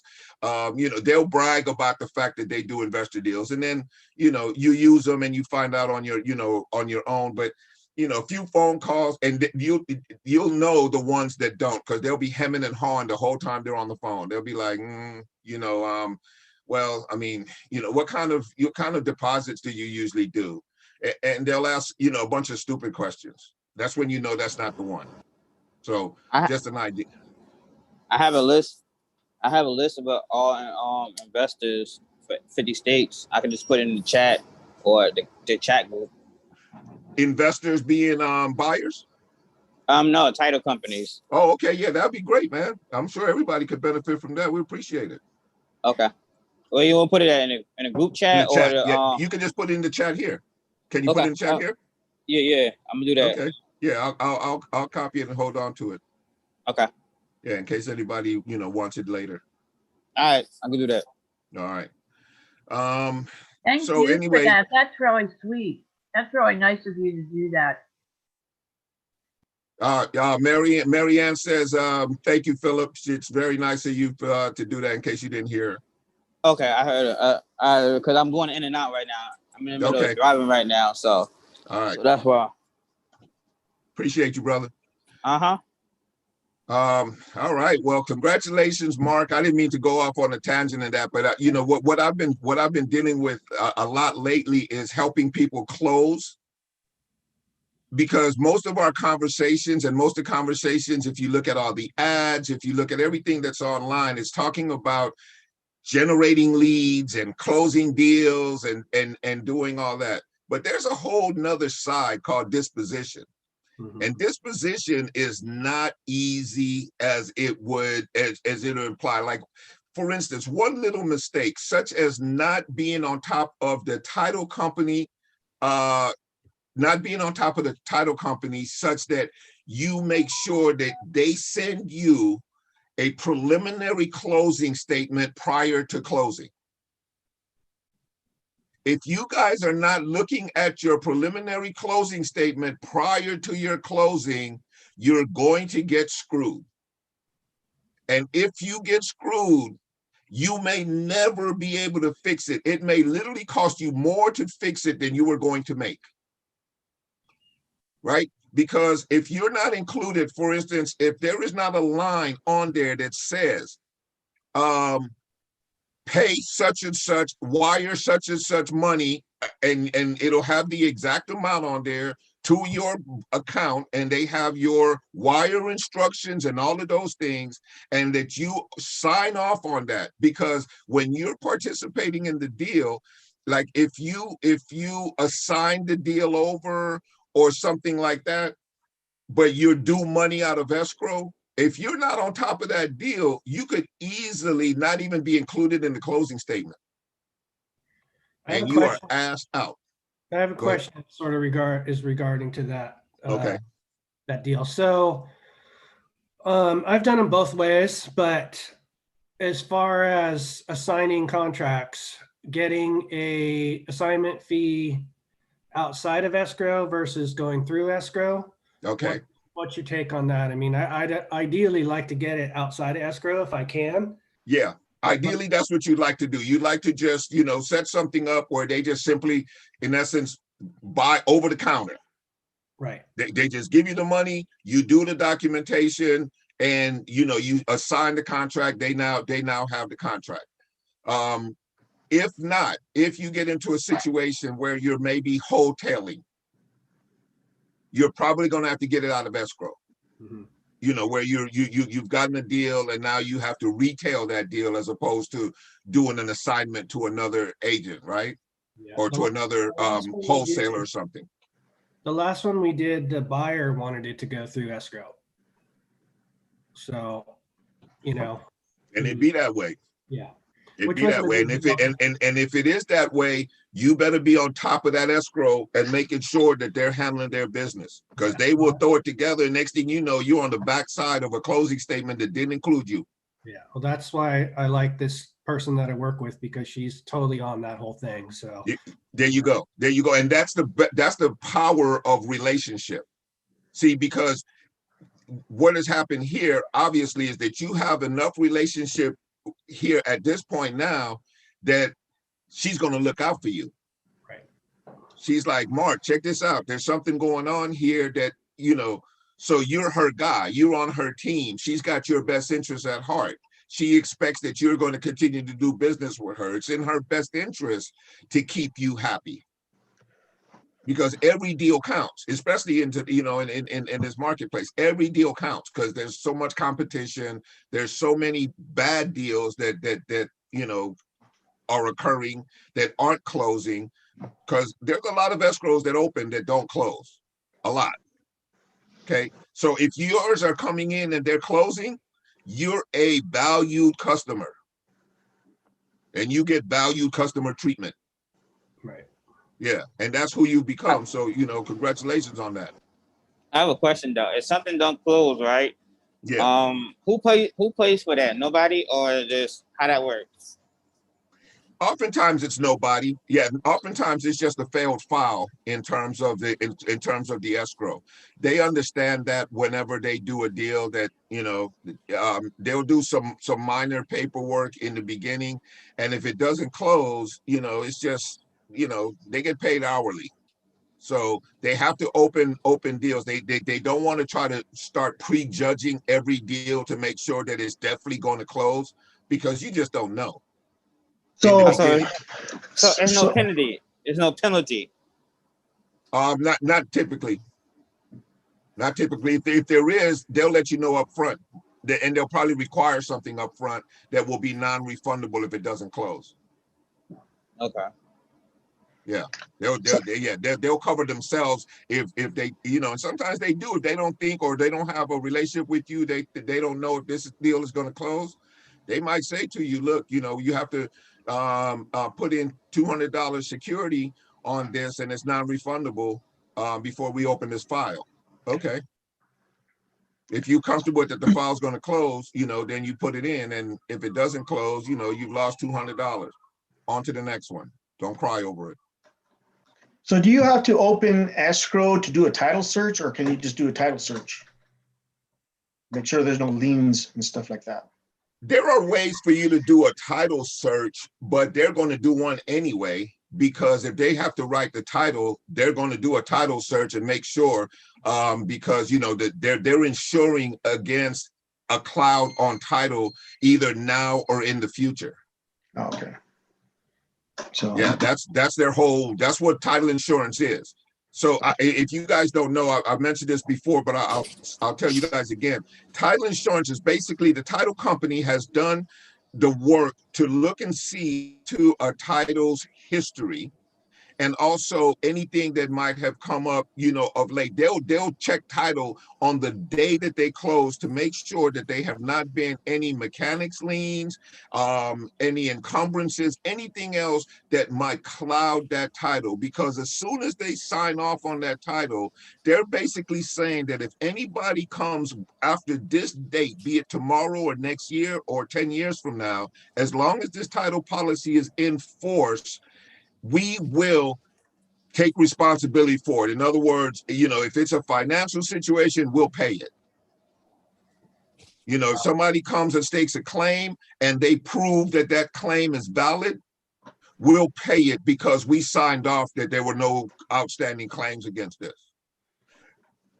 You know, the truth is they may or may not pay it. The truth is they have attorneys on staff to fight it. no way they're gonna lose money. They're not just giving away money. They're not just gonna sign, you know, they're like every other insurance company, right? Oh yeah, we'll turn this over to legal and figure it out. All right, cool. Yeah. You guys got any more questions in terms of the closing or anything? Or more importantly, does anybody have a role play scenario that we can work on? Don't be shy. Hi, Luz. I see you on the line. I have another one. I don't want to hog up all the. Nope. You are not hogging it up, my man. You are the man for the moment. Okay. So I had a deal I was working on. It was a lease option deal. It was going to be like a wholesale lease option type deal. Mm-hmm. And we had agreed on the price and pretty much everything, but he was really stuck on what happens. Are you going to make the payments if the tenant leaves? Does that make sense? Yeah. So, you know, and I had come back and said, well, look, it's a different sort of deal. You know, these people that are in there, they're going to eventually buy the house. You know, it's a different, different mentality than a regular tenant. And so he wouldn't do the deal. He's all, if you have somebody, you know, I won't do the deal with you unless you actually have somebody, but I'm not going to sign the contract.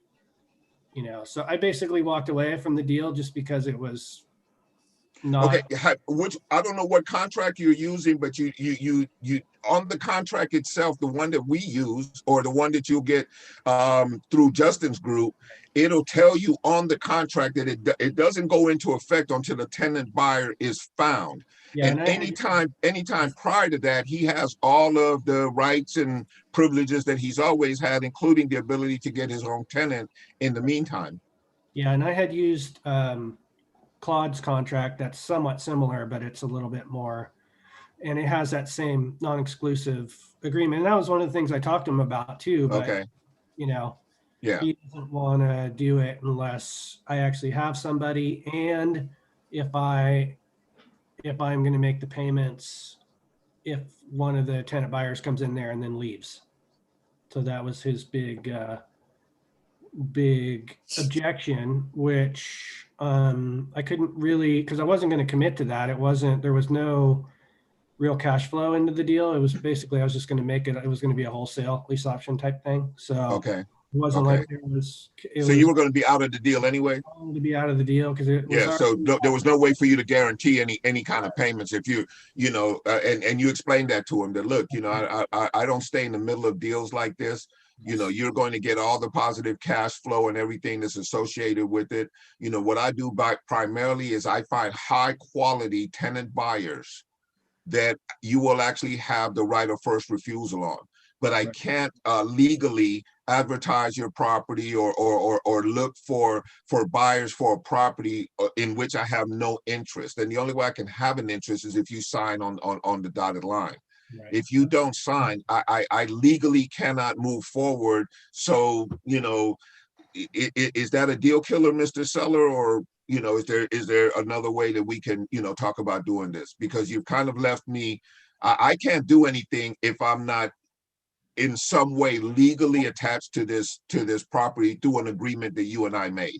And if you don't sign this, I can't advertise, I can't do anything. And, you know, of course, does it make sense? Would you start to talk to all of your people about a deal that you had no anchor in, and all of a sudden you brought somebody, even though they were high quality, and I decided that, oh, you know, no, I changed my mind about it?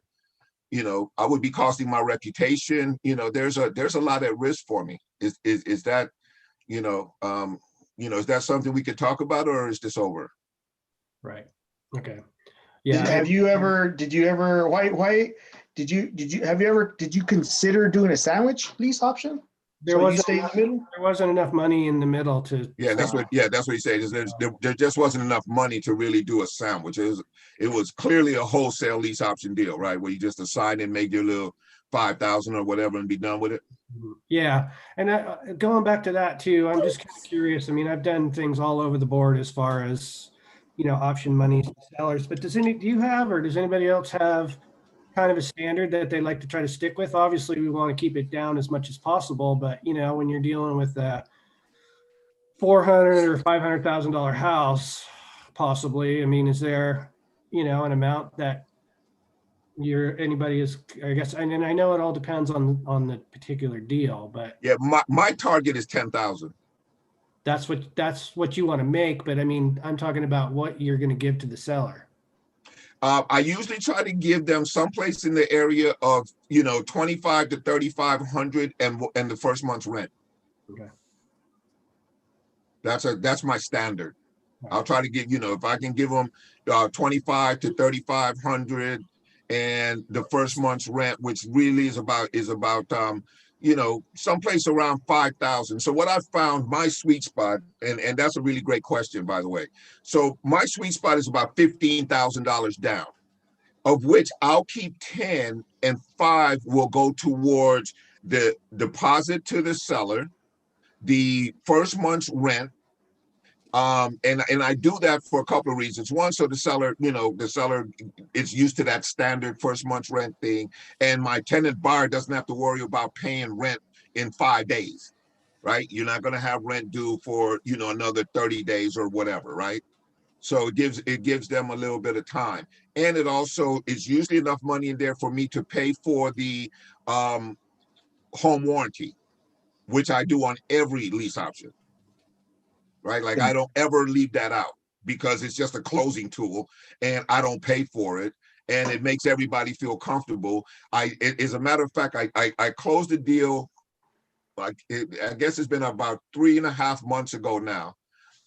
Day before yesterday, I got a call from the wife because something had happened at the house in terms, I believe, of the air conditioner.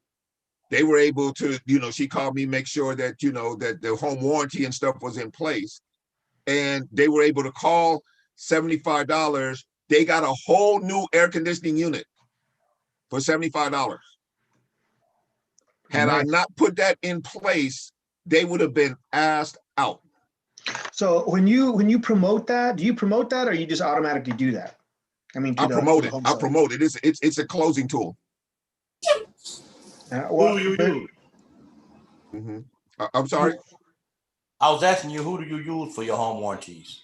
I use Select. There's a company called Select Home Warranty. They do nationwide or just in California? They do nationwide, but you have to always check with them because the way it works in the warranty business is that they have a limited amount of contracts that they can write in any zip code, I believe. Because like once I did one, right? And I went to do another one in the same zip code, and they're like, we're closing that zip code. We'll call you as soon as that zip code opens back up. So then I had to go over to Fidelity. But there's a number of, there's American Home Warranty, there's Home Shield, there's Select Home Warranty. There's a number of them. So all you got to do is just pull them up and find out if they cover in your area. Typically, you're going to pay about anywhere from $400 to $500 for the home warranty for the year. Cool. Man, that's a good selling point, man. Oh, absolutely. Because what it does is the tenant covers everything up to about $600, right? So you've taken away all that responsibility from the seller. You won't have to be going over there to fix toilets or, screw on doorknobs or, none of that nonsense. That is no longer your responsibility. Tell them don't even call you, lose your number. Right. You know what I mean? Like I'm sorry. I was laughing. Yeah, and then if anything that's major, a tree falls on the roof, the air conditioning system goes out, the washer and dryer stop working, the microwave, goes on the blink. The HVAC system starts to, only spit out heat. All of those things right there, they're covered. And believe me, probably every third or fourth one that you do, they'll use it in short order and be thankful that you did it for them. So how long does that last? Like for a year? Or yeah, it's a year. It's 1 year? It's a year, yeah. So you just buy the first year though? Or yeah, I just buy the first year. The client buys the first year. Oh, the client buys the first year. Yeah, I don't pay for it. And that's why I was breaking down to 15,000. I'm gonna take 10. I'm gonna use 5 to take care of all the other stuff, the security deposit, the first month's rent, and the home warranty. And usually, there's about $1,200, $1,300, $1,400 left over, which obviously I'm gonna keep. Cool. Yeah. Victor, so it works out. So if you pick a 2 or 3 year lease, then you have to pay a warranty for 3 years, right? No, I only pay for the first year. I only buy for the first year and then they what happens is that Select is going to remind them that their home warranty is expiring or whatever, and then it becomes up to them. If they used it, I guarantee you they'll renew it. But at that point, they're a homeowner. They've been turned on to something that's going to save them tons of money. Most people renew. That's but what if they got a lease option for 2 years? Maybe they ain't scheduled to pick up their option until after the second year. So what happens with the warranty after the second year, even though you still on title because they haven't picked up the warranty yet? I mean, they hadn't picked up the option. The warranty is in the owner's name. The house owner, not the tenant buyer. Not the tenant buyer. It's in the owner's name. So it stays on the house. Doesn't matter what the tenant buyer does. Right. I understand that. But what I'm saying is if you give me a 2-year option, and I'm scheduled to pick up my option after 2 years, and I only pay for 1 year lease. 1 year warranty. The second year that I'm in the house, I don't have a warranty. No, you don't. Not unless you renew it. And that's up to the owner. Yeah, that's up to you now. You're a homeowner. You make a decision. Because basically, you're going to tell them, look, this warranty is for 1 year. It protects you from anything over and whatever. That's the selling point. Yep. They get it. And then they like it and they get a reminder. Yeah, you leave the marketing at that point up to the warranty company because the warranty company will market it. They will remind you that look, your home warranty is expiring. We'll give you a discount to renew. They always do. You know what I'm saying? If they don't ask for one. When you said 15,000, you're in California. Is that usually the amount you ask for down in the California market or all your? California asks for 30,000. I'm serious. Yeah, well, I was gonna say because they're really expensive. So yeah, I'm serious. Yeah, that's what I ask in the South. Oh, okay. Yeah, that's what I ask in parts of the country where that makes sense. Well, you're talking about like 500,000 and over or 400,000 and over houses in that price range, or? You know what? I put it out there based on the contract that I agreed to. Right. So that's going to determine how much I'm going to look for as a down payment. Okay. Understand that you have to build that in, and there's nothing you can do about it if somebody comes with more money. Like for instance, if you have a contract for 200,000, right? Okay. You want to, and you put it out in the market for 210 with 15,000. That 5,000 actually reduces the balance down to 195 now, right? Okay. So you reduce you reduce the balance down. But if somebody comes with 30,000, you can't raise the price from 210. You can only take your 10, give the rest to the seller, and reduce the balance that's owed by that amount. Okay. But make sure you use the monies to take care of all the stuff that you need to take care of. Right. But you might be able to get the other 5,000 out of that deal because you say, look, Mr. Seller, I've actually managed to get you $30,000 down. So I'm actually going to give you 15,000 up front, which includes the security deposit, and everything else, the first month's rent, everything is included in that 15,000. So you can actually then at that point walk away with the whole 15. Wow. Okay, that's a learning curve for me, but yeah. Okay. You get that? Yeah. So but you can't unfortunately raise the price to consume, the dope dealer that comes with 40,000. No, just kidding. You're stuck. Yeah, you get a lot of that in Vegas. Oh, you get a lot of that all over the place. There, I just had that same thing go on, and I tried to work it, and he finally pulled out the deal because he knew I was working. I was working it because I really didn't want to do the deal with him, but he was coming with money, and he was persistent. So I kept moving the needle. Finally, he pulled out, and I was good because we sold it the next day. Nice. Yeah. How can you tell if it's a drug dealer? You can just tell. You could tell. I'm from the streets. Oh, okay. I've lived in LA for all my life. I've been in the game for a minute. I can tell when it's hustle money. So what type of payment do you accept for them? It has to be cashier's check or wire to PayPal? It's not really my job to go into it. It's basically my only job is to protect the seller in a sense, because I'm now in a fiduciary obligation with this seller. So my job is to kind of protect the seller. That's how I kind of look at it. So if I know that there's some potential shadiness going on the other side, and the truth of the matter is that the dope dealer could have probably paid the house off in like 9 months. Like they could have got it could have probably been a real good deal, right? But now you're dealing with the element, and you don't want to put an element into a community and have it be your fault, right? Like you don't want to, if you know something, then you have to just at some point let your conscience be your guide in terms of that. You can either just go after the money, which is an option, and a lot of people, they're fine with it. That's your problem now. Just, I give my money on to the next one. Or you can kind of understand that, would you want the guy next door to do that shit to you? Right? Like you wouldn't want the guy next door to get into a lease option deal and end up with a dope dealer next to you for just because somebody wanted to make a few extra bucks. Yeah, that would suck. Yeah, it would suck, right?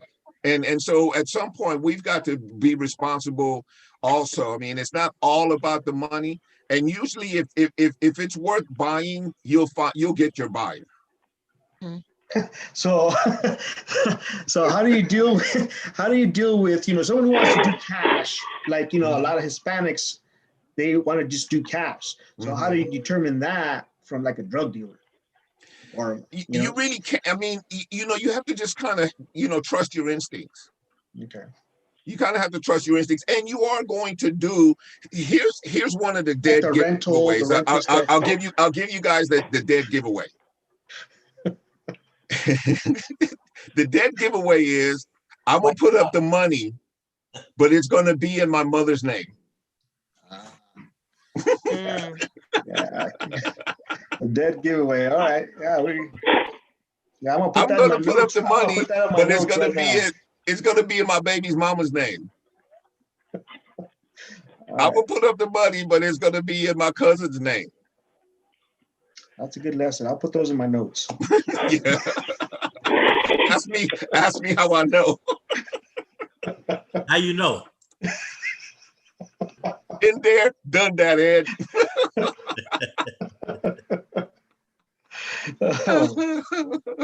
Yeah. And so, you know, you'll know they say the same thing. huh? I say when you listen to music, they say the same thing you said. Yeah. Well, I understand. I know too, being in Chicago, so. You know, Edward, man. You know, we from the streets, all of us at some level. You know, we all have a certain Right. understanding of behaviors. You know, and you can always tell when something is just a little bit off. When your radar is kind of jiggling, trust it, trust it. And then at that point, you know, it's just a matter of just doing the right thing. You know, doing the right thing, and trying not to put yourself in a situation because. I always think about it this way, if there was an investigation of some type, it would eventually get back to you because you were involved in the deal and your signature is on pages, you know, somewhere, right? And so now, you know, people are coming around asking you questions. Right. Not really trying to go there. I always say that's all saying. If it don't start out right, it ain't gonna finish right. That's exactly right, Edward. If you get that sense right up front, if something feels shady, if something feels, you know, and I know, especially for us when we're, you know, it's our first deal, you know, we gripping, we trying to get this money, you know, we got marketing costs, you know, we got, you know, first of the month, you know, your accounts are coming due, you know, you might have to pay for so you can keep marketing, whatever. You got all these pressures on you, and it's easy to just say, you know, shit, I'm gonna just get my money, right? Bite you in the butt, yeah. Yeah. So, you know, let your conscience be your guide and trust, you know, and always try to stay on the side of righteous. Victor, Yes. I have a question regarding the text responses that I've been getting. Okay. One of the things that Justin had advised us was when we send out a text is to lead with the sentence, you know, I have money to put down. Okay. And because we'll get a lot more responses when you lead with that, because that's going to be a question that they're going to ask you anyways, you know what I mean, while you're trying to qualify them. Yes. So some of the responses that I've been getting when I've been using a text message, you know, which has, you know, I have money to put down, is that, well, if you have money to put down, why don't you just go get financing? The interest rates are pretty low right now. That's one of the things that I've been getting. And I don't know, and because it comes back to me that way, I don't know if I should even pick up the phone, because it's not like a yes or a maybe, you know, because that's one of the things that we had said is if the response is a yes or a maybe, pick up the phone. So I don't know how to let's role play. Let's role play it. Okay. Okay. So I'll call you and you tell me, you respond to me with you responded to my text, you saw that I said money down, and you give me the question. Okay. So ring. Hello. Hey Sandra, this is Victor. You responded to my text concerning the property at 123 Main. I just wanted to know if you got a couple of minutes now, can I ask you a couple questions about it? Yeah, sure. You can ask me a couple questions, but you know, I just, like I told you in my text message, you have, you know, money. You told me you have money to put down. How much money do you have to put down? You know, don't put down a little bit. Okay. Well, we can get to that in a second, but let me just tell you real quick. I'm an investor, and I buy properties all over the country.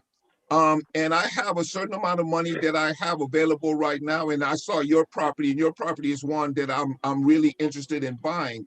But obviously, that's going to be subject to you and I getting to some sort of agreement that serves your purpose and allows you to win. Is that something we could talk about, or maybe not? Sure. Go ahead. Tell me more, please. Okay. All right. So in regards to the price and I just skirt that whole conversation. Now we're so tell me, how much is your property worth? Oh, okay.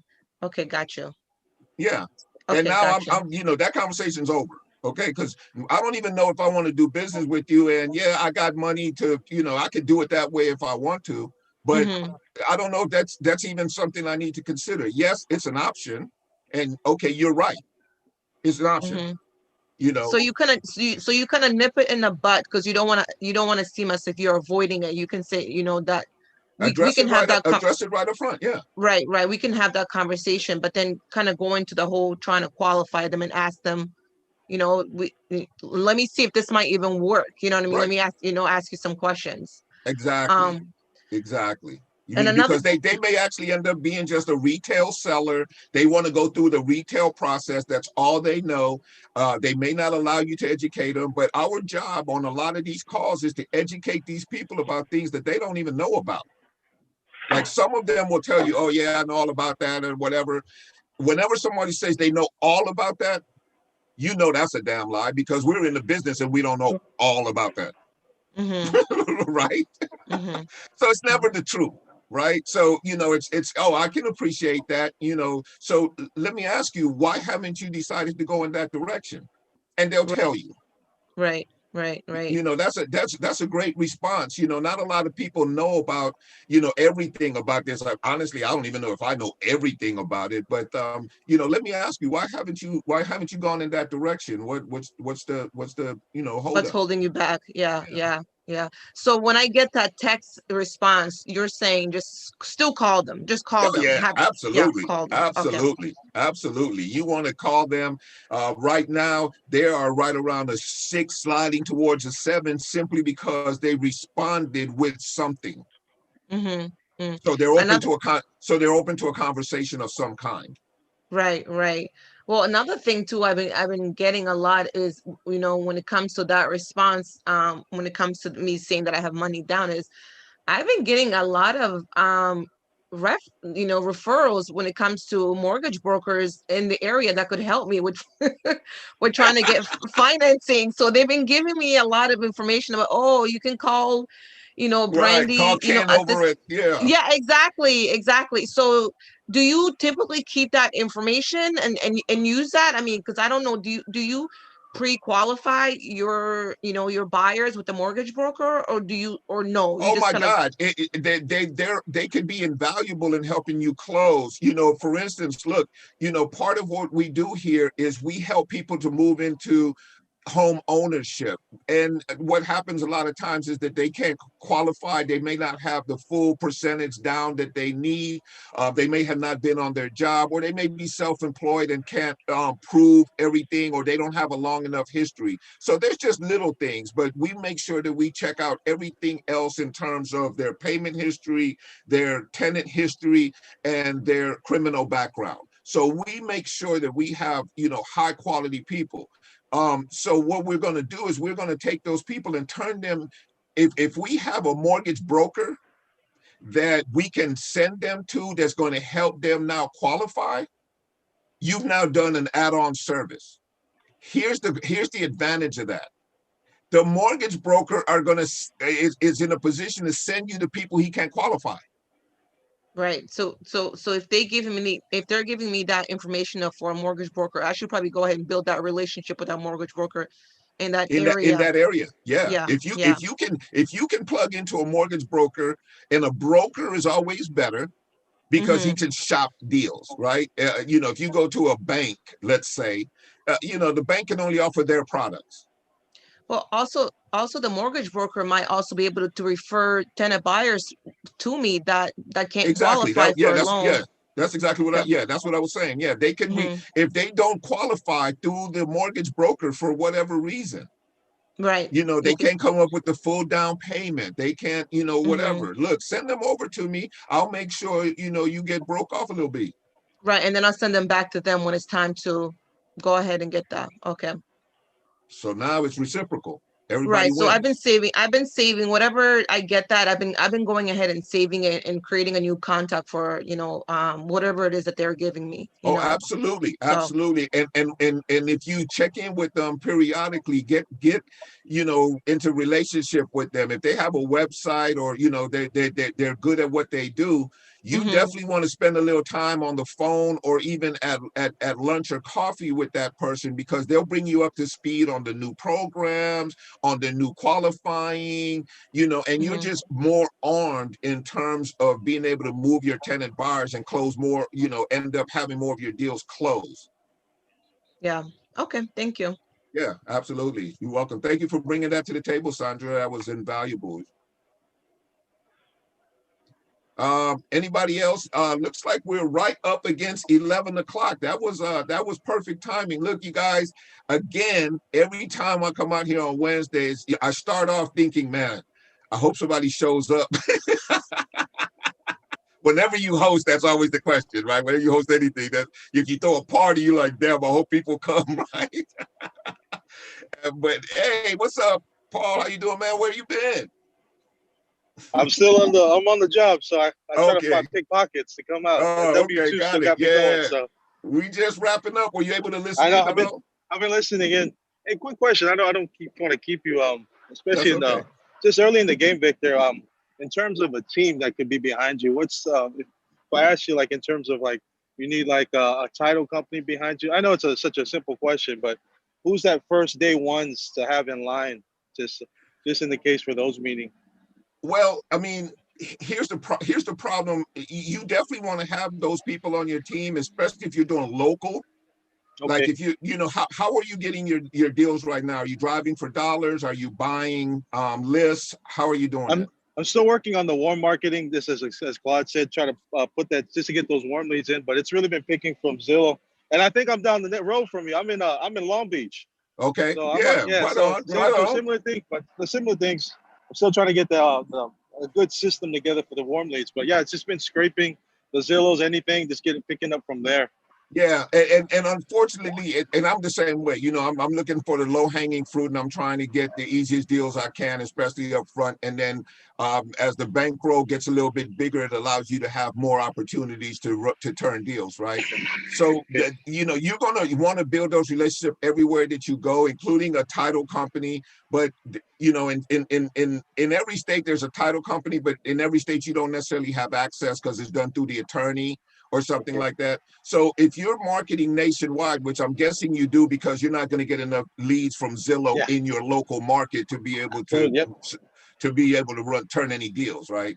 So literally, if that's your initial first way of acquiring business, you are a virtual wholesaler at this point, because you have to go where the deals are. The deals aren't in your neighborhood. You're not farming, you're not driving for dollars, you're not doing local stuff. So it'll be a little bit more difficult, but every time you do a closing, build a relationship.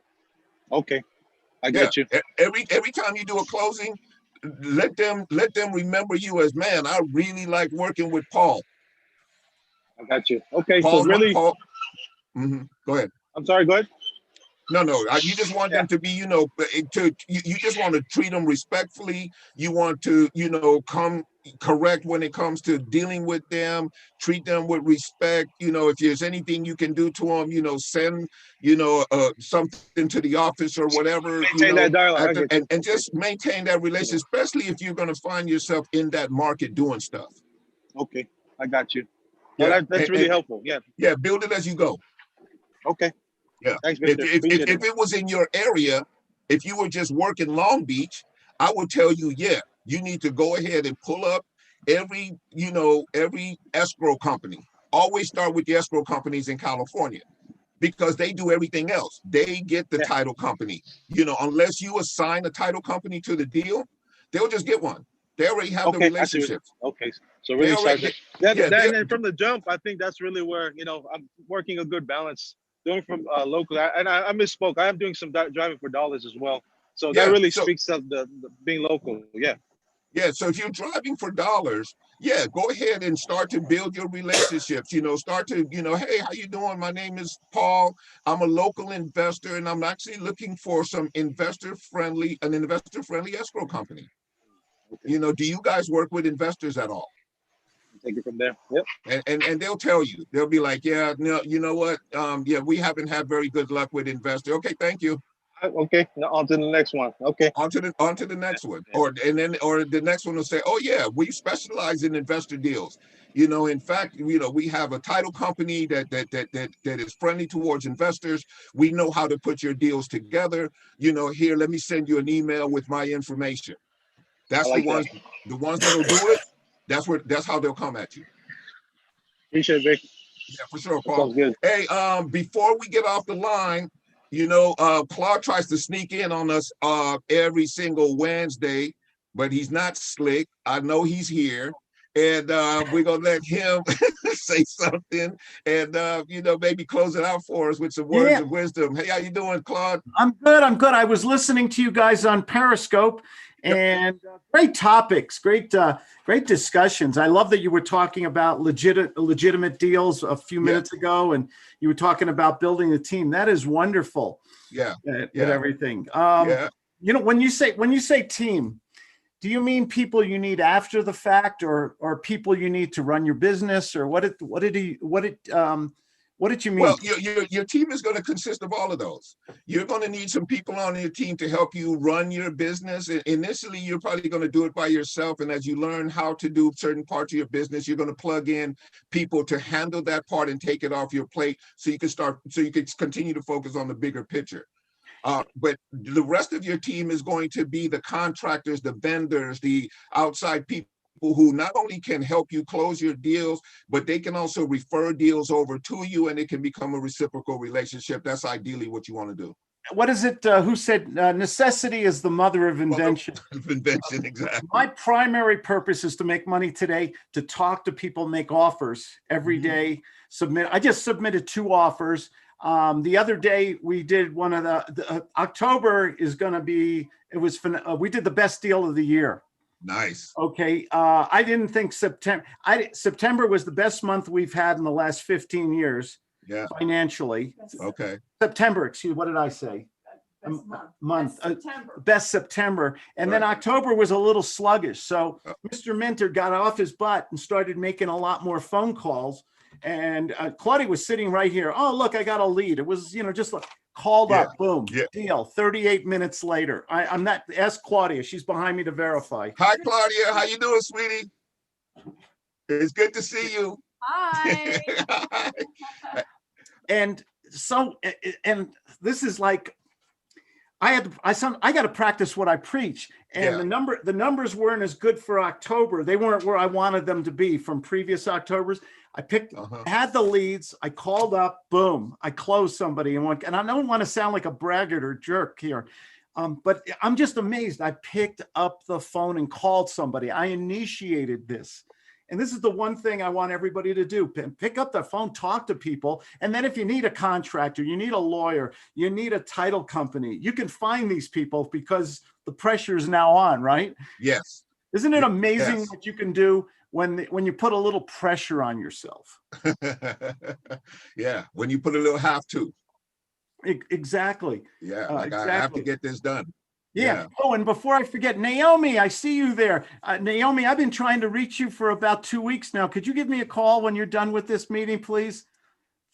Give me a call. You have my number. And she may be on, and I'll probably speak with her. If she doesn't hear you, I will pass the message on to her as well. Thank you so much. Yeah. Oh, you're welcome. Yeah, she's actually working. Yeah, she's actually working on a deal right now. She was on at the beginning of it, and we were doing some role play for her to walk into a deal and, you know, try to create the circumstance that she wanted to create. So that's how we started off the show today. That's great. That's great. Hey, I didn't mean to interrupt or intrude or anything, but I was listening to you about team building and stuff. I believe in a team of 1 or maybe 2. Okay, right. Yeah. Let's get that. Go get a pot thrown at you. Wow, really no dinner for you tonight. No dinner for me. No dinner for you. Oh God. No soup for you. No soup for you. Seinfeld episode. But seriously, that's the team. Because I kind of talked about that Monday. I think we're so worried about the web pages, the applications, the scraping, the VAs, the title company people, we're so distracted with so many different things. And there's a lot of gurus who are telling people, you got to build your team and have all this stuff. And I agree. Yeah. You need these people. Yeah. But what do you need first? A deal. The deal, baby. You need to talk to people first. You need a deal. And like I was telling Paul, you build as you go. Amen, brother. That's smart words. Smart. Yeah. You folks listen to this man. He knows what he's saying here. Yeah. Necessity is the mother of invention. Get your sale, make a sale, and then now, oh my God, I've got 2 weeks to get the place painted, to get the carpets fixed, to do a title check. Oh my God, you are gonna get more done in the next 24 hours than you've ever done in your life. So Clyde, would you find a deal first or would you find a seller first? Is that a chicken or the egg question? Yeah. I guess. There is no wrong answer. There is no right answer. There is no wrong. Victor said it right. You know, what comes first, the chicken or the egg? I always used to say the rooster. You know, some people got that joke. Seriously, I'll give you my 10 cents on this. If you have an investor, we're going to mute some folks. I don't know who that is. I think it's Philip. Okay, there it's always Philip. It's always Philip. It's always Philip. Philip, I love you. You're over, Joe. Seriously, here's my thoughts on this, and there's no right or wrong, as Victor said. But if I have a tenant buyer already or an investor already, and I call somebody with a home on the market that I scraped, I called from Craigslist, they called me up, somebody with a property. I can call somebody on the expired list and say, I have got an investor. I have got a tenant buyer right now for your property. Imagine November 1st, you get a check every month instead of having that empty property. I am ready to do business right now, Mr. Walker. Mm-hmm.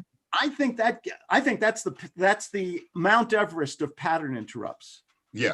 Saying, I've got a buyer right now. I've got an investor right now. So what do you think of that take on just maybe focusing on the solution to the problem? You know already people who advertise for rent or for sale, or you find out they're in foreclosure, behind in their payments, probate, whatever. Mm-hmm. You know already they have a problem. So if you've done your marketing to find these people and then present them in the first 30 seconds, hey, Mr. Walker, would you like to sell your home today? I got John and Mary here. They'll qualify for FHA in about 6 to 12 months if we can structure this as a rent to own.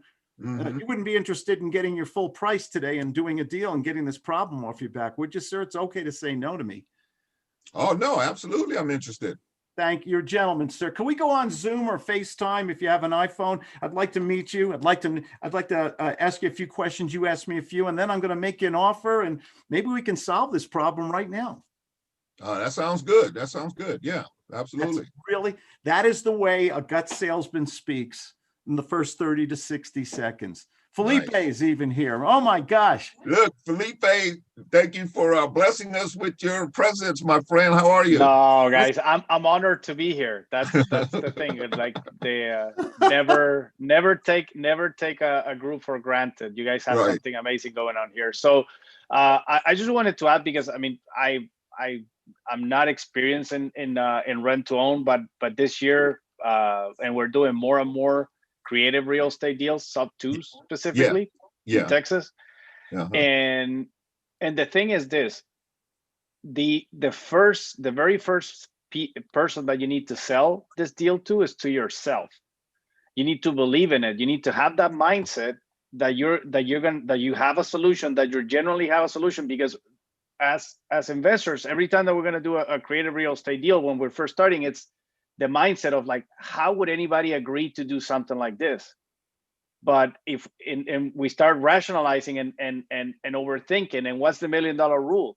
Do people make decisions based on logic? Do they have to rationalize to say yes to be able to close? No, it's emotion. They will justify on logic later, and that's where we do our presentation, and that's when we tell them, listen, you have a problem. You had this property on the market 3, 6, 9 months. I have John and Mary.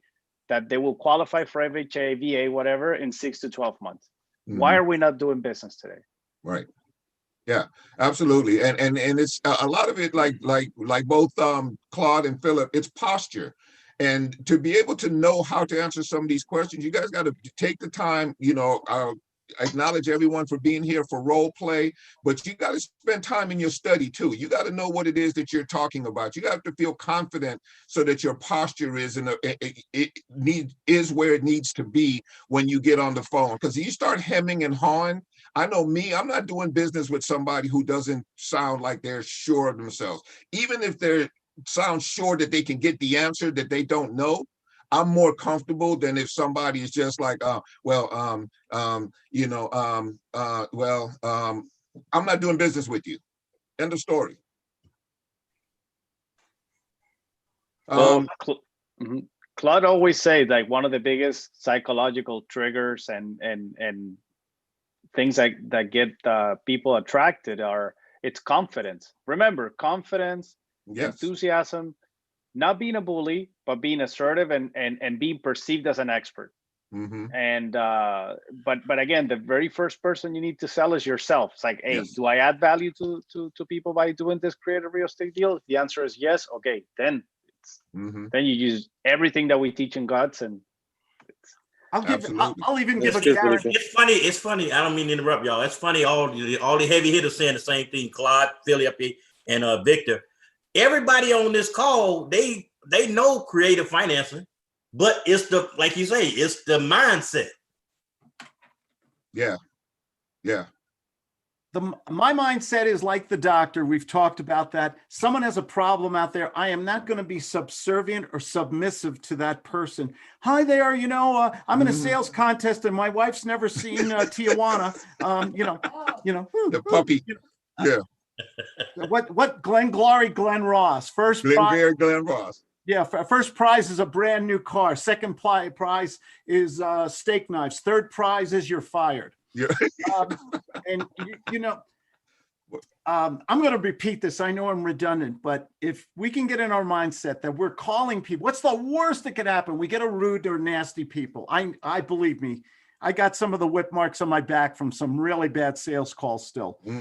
Okay, but I go into it with an attitude. You've got a problem. I've got a solution. I'm getting back to you. Sorry it took me so long to get to call you, Mr. Walker. It's just one of those days. And I'm going to take that attitude. I guarantee everyone in this room, if everyone makes 5 phone calls, speaks to 5 people today, I don't know if that's going to take 5 calls or 25 or 50 calls, but if you could speak to 5 people today, make an offer to those 5 people using the GUTS system, follow up with the GUTS system, send them an offer, a video, a PDF. If nothing happens, put them in your follow-up system, call them again, depending on their score in 30, 60, 90 days. I guarantee if you do that behavior consistently, you will go to your bank of choice. Bank of choice. Gotta love that one. It is so empowering to get on a phone with somebody, and every now and then somebody says, wow, I was just thinking of calling you or calling somebody, or this is the exact problem I was talking with my wife about on the dinner table last night. We've got to get out of this probate. The expenses are killing us. We want to rent or sell this property. We've got an illness in the family. It's that consistent sales behavior. And Felipe said it so brilliantly, the mindset. What is your mindset? That I'm going to call somebody up and they're going to be harsh to me, or I'm calling somebody up with an attitude like, hey, you said, who wants to be mad at me? Somebody, how about a mad prospect role play here? Who's good at that?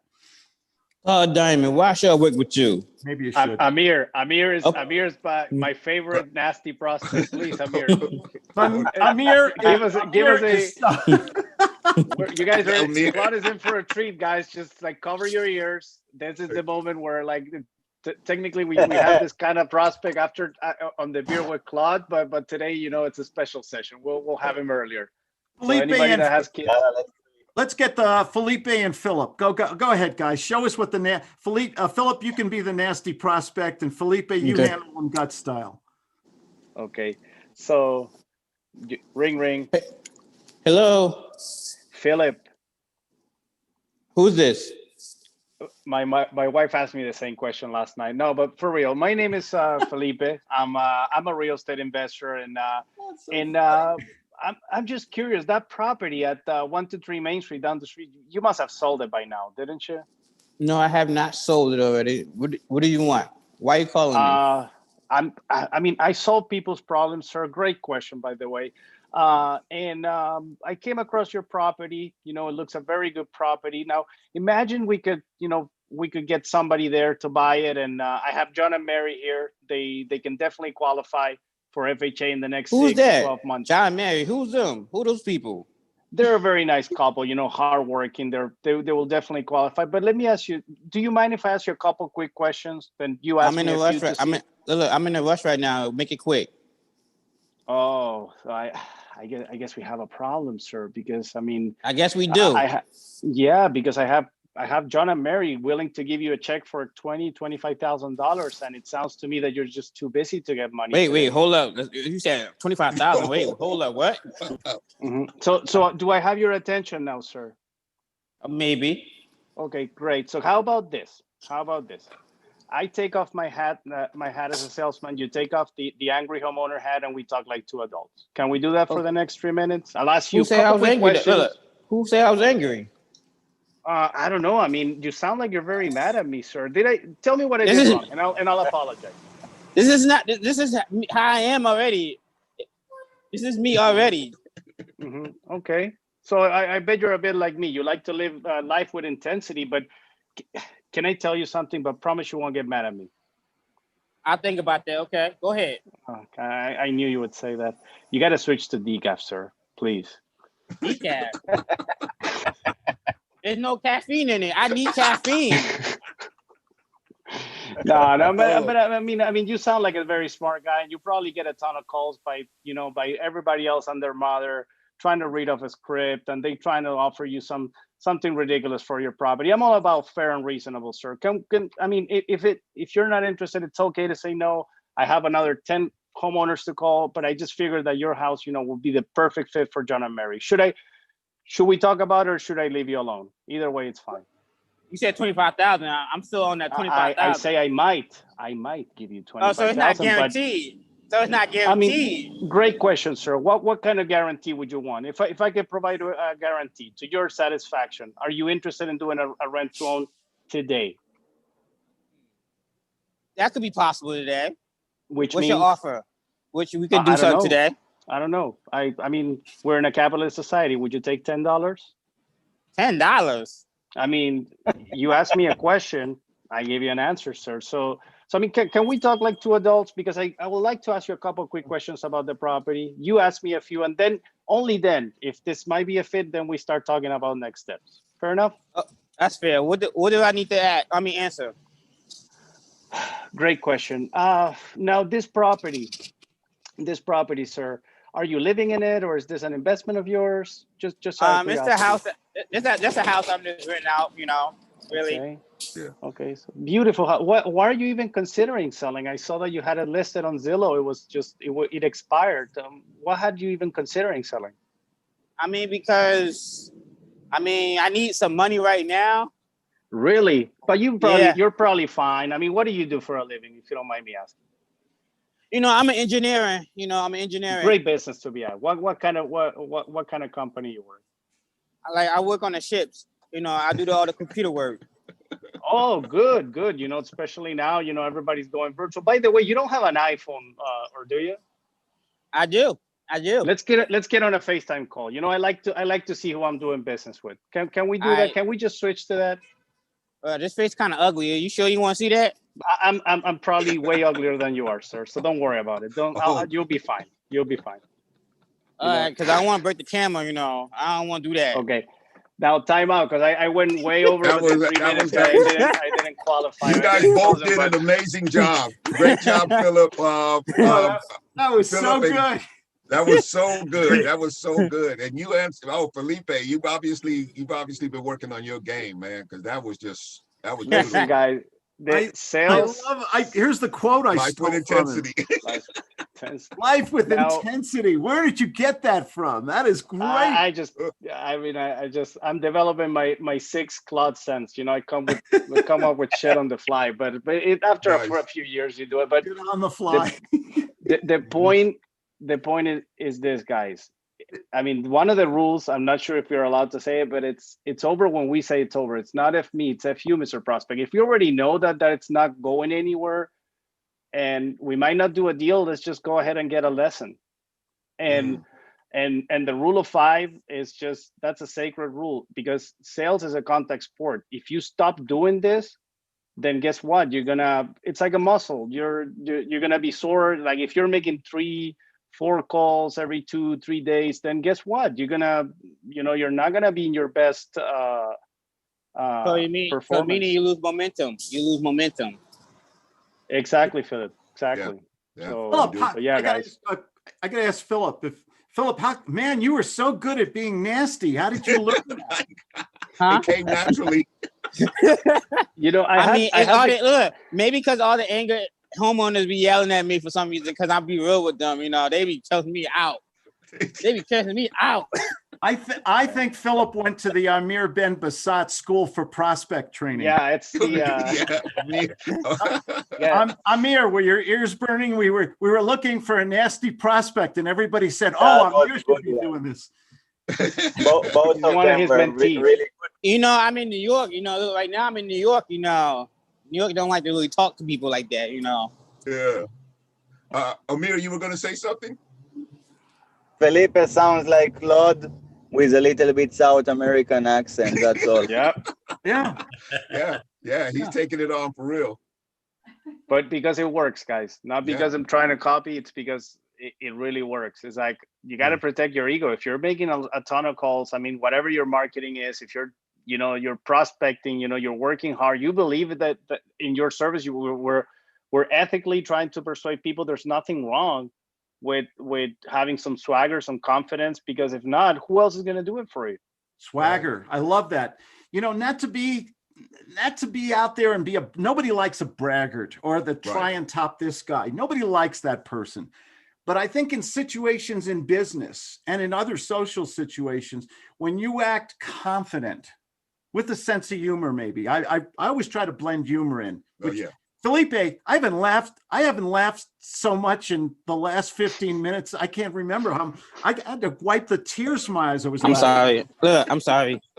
No, it was so fun. You guys were great. That was entertaining as hell. But you had me against the corner, Philip. I was getting ready to throw the towel, but I'm like, oh my God, I just have to keep going. I have to keep going but that's the mindset, guys. Just fight. You got to fight for it. What's the worst thing that can happen? They're going to tell you no. And that's, we come up with like 10,000 reasons, and we overthink why we shouldn't be making the calls, why. And that's our primal brain that doesn't know the difference between a nasty prospect and a saber tooth, like that it's going to eat us alive. But it's, for the brain, is the same. But once you get over it, you understand that response, the fight or flight, you just go with it. With it. And the more you do it, the more that it's still uncomfortable. Especially the people in pre-foreclosure, especially those people are the worst. They're drowning. They're the worst. Yeah, they're drowning in denial. Denial is not just a river to drown in, right? But we have to go, and this is why we use the psychology in guts. We have to understand why they're acting the way they're doing. When we, that's why it's so, like, transaction analysis is so powerful, because you understand that people have two emotional states: okay, not okay. These people are not okay. They're the child or the critical parent, and all we need to do is just bring them to a state of adult to adult and understand that, they have a problem. And always ask yourself the question: who needs more? Who? Like, do they need more? I generally believe that if we don't do business with them, it's not the end of the world, but for them, they might lose their home. It might be the end of the world. Their equity, their credit. Claude is laughing. What do I have here? No, because I was looking at something Claude had written down. Thank you for the morning entertainment. I've really enjoyed this. You're welcome. We always love having you. You really absolutely made me laugh this morning. So thanks so much. Oh my God! I had to wipe. Claudia. That was just one of the best role plays. I hope you recorded that and just cut it out and upload it to YouTube. You got gold there. That's golden stuff right there. Yeah.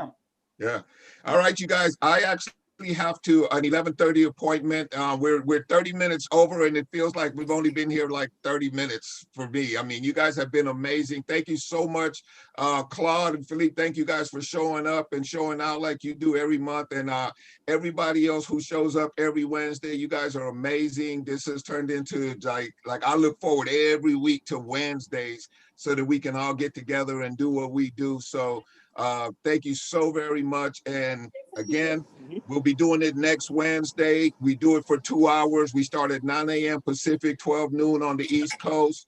And we do it for 2 hours or 2.5 hours, depending on when Claude and Philippe show up. And we do it. You guys have anything you guys want to say before we go? Yeah, round of applause for Victor and Justin for putting this on all the time. Thank you. Thank you. Appreciate that. Yeah. You guys are great. I'm going back to the beach. All right. See you later. Take care, guys. Have a Bye, great guys. one. Hey, Victor, I might give you a call tonight.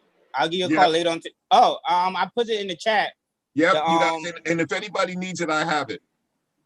Okay, I just sent that in. I want to make sure you can open it. Yep. Oh, okay. Yeah, give me a call later. Did you drive the city bus? All right. So what? I was asking, did you drive the city bus? Yes, kind of in a way. All right, guys. Hey, Philip. I think it's not downloadable. The you gotta make it downloadable. The document. Okay. No, I think okay. All right. All right, guys. It's through Google Docs. So. All right. All right. So I give it to Victor. He can share it to everybody. Perfect. All right. See you guys later. Well, thanks, Phil.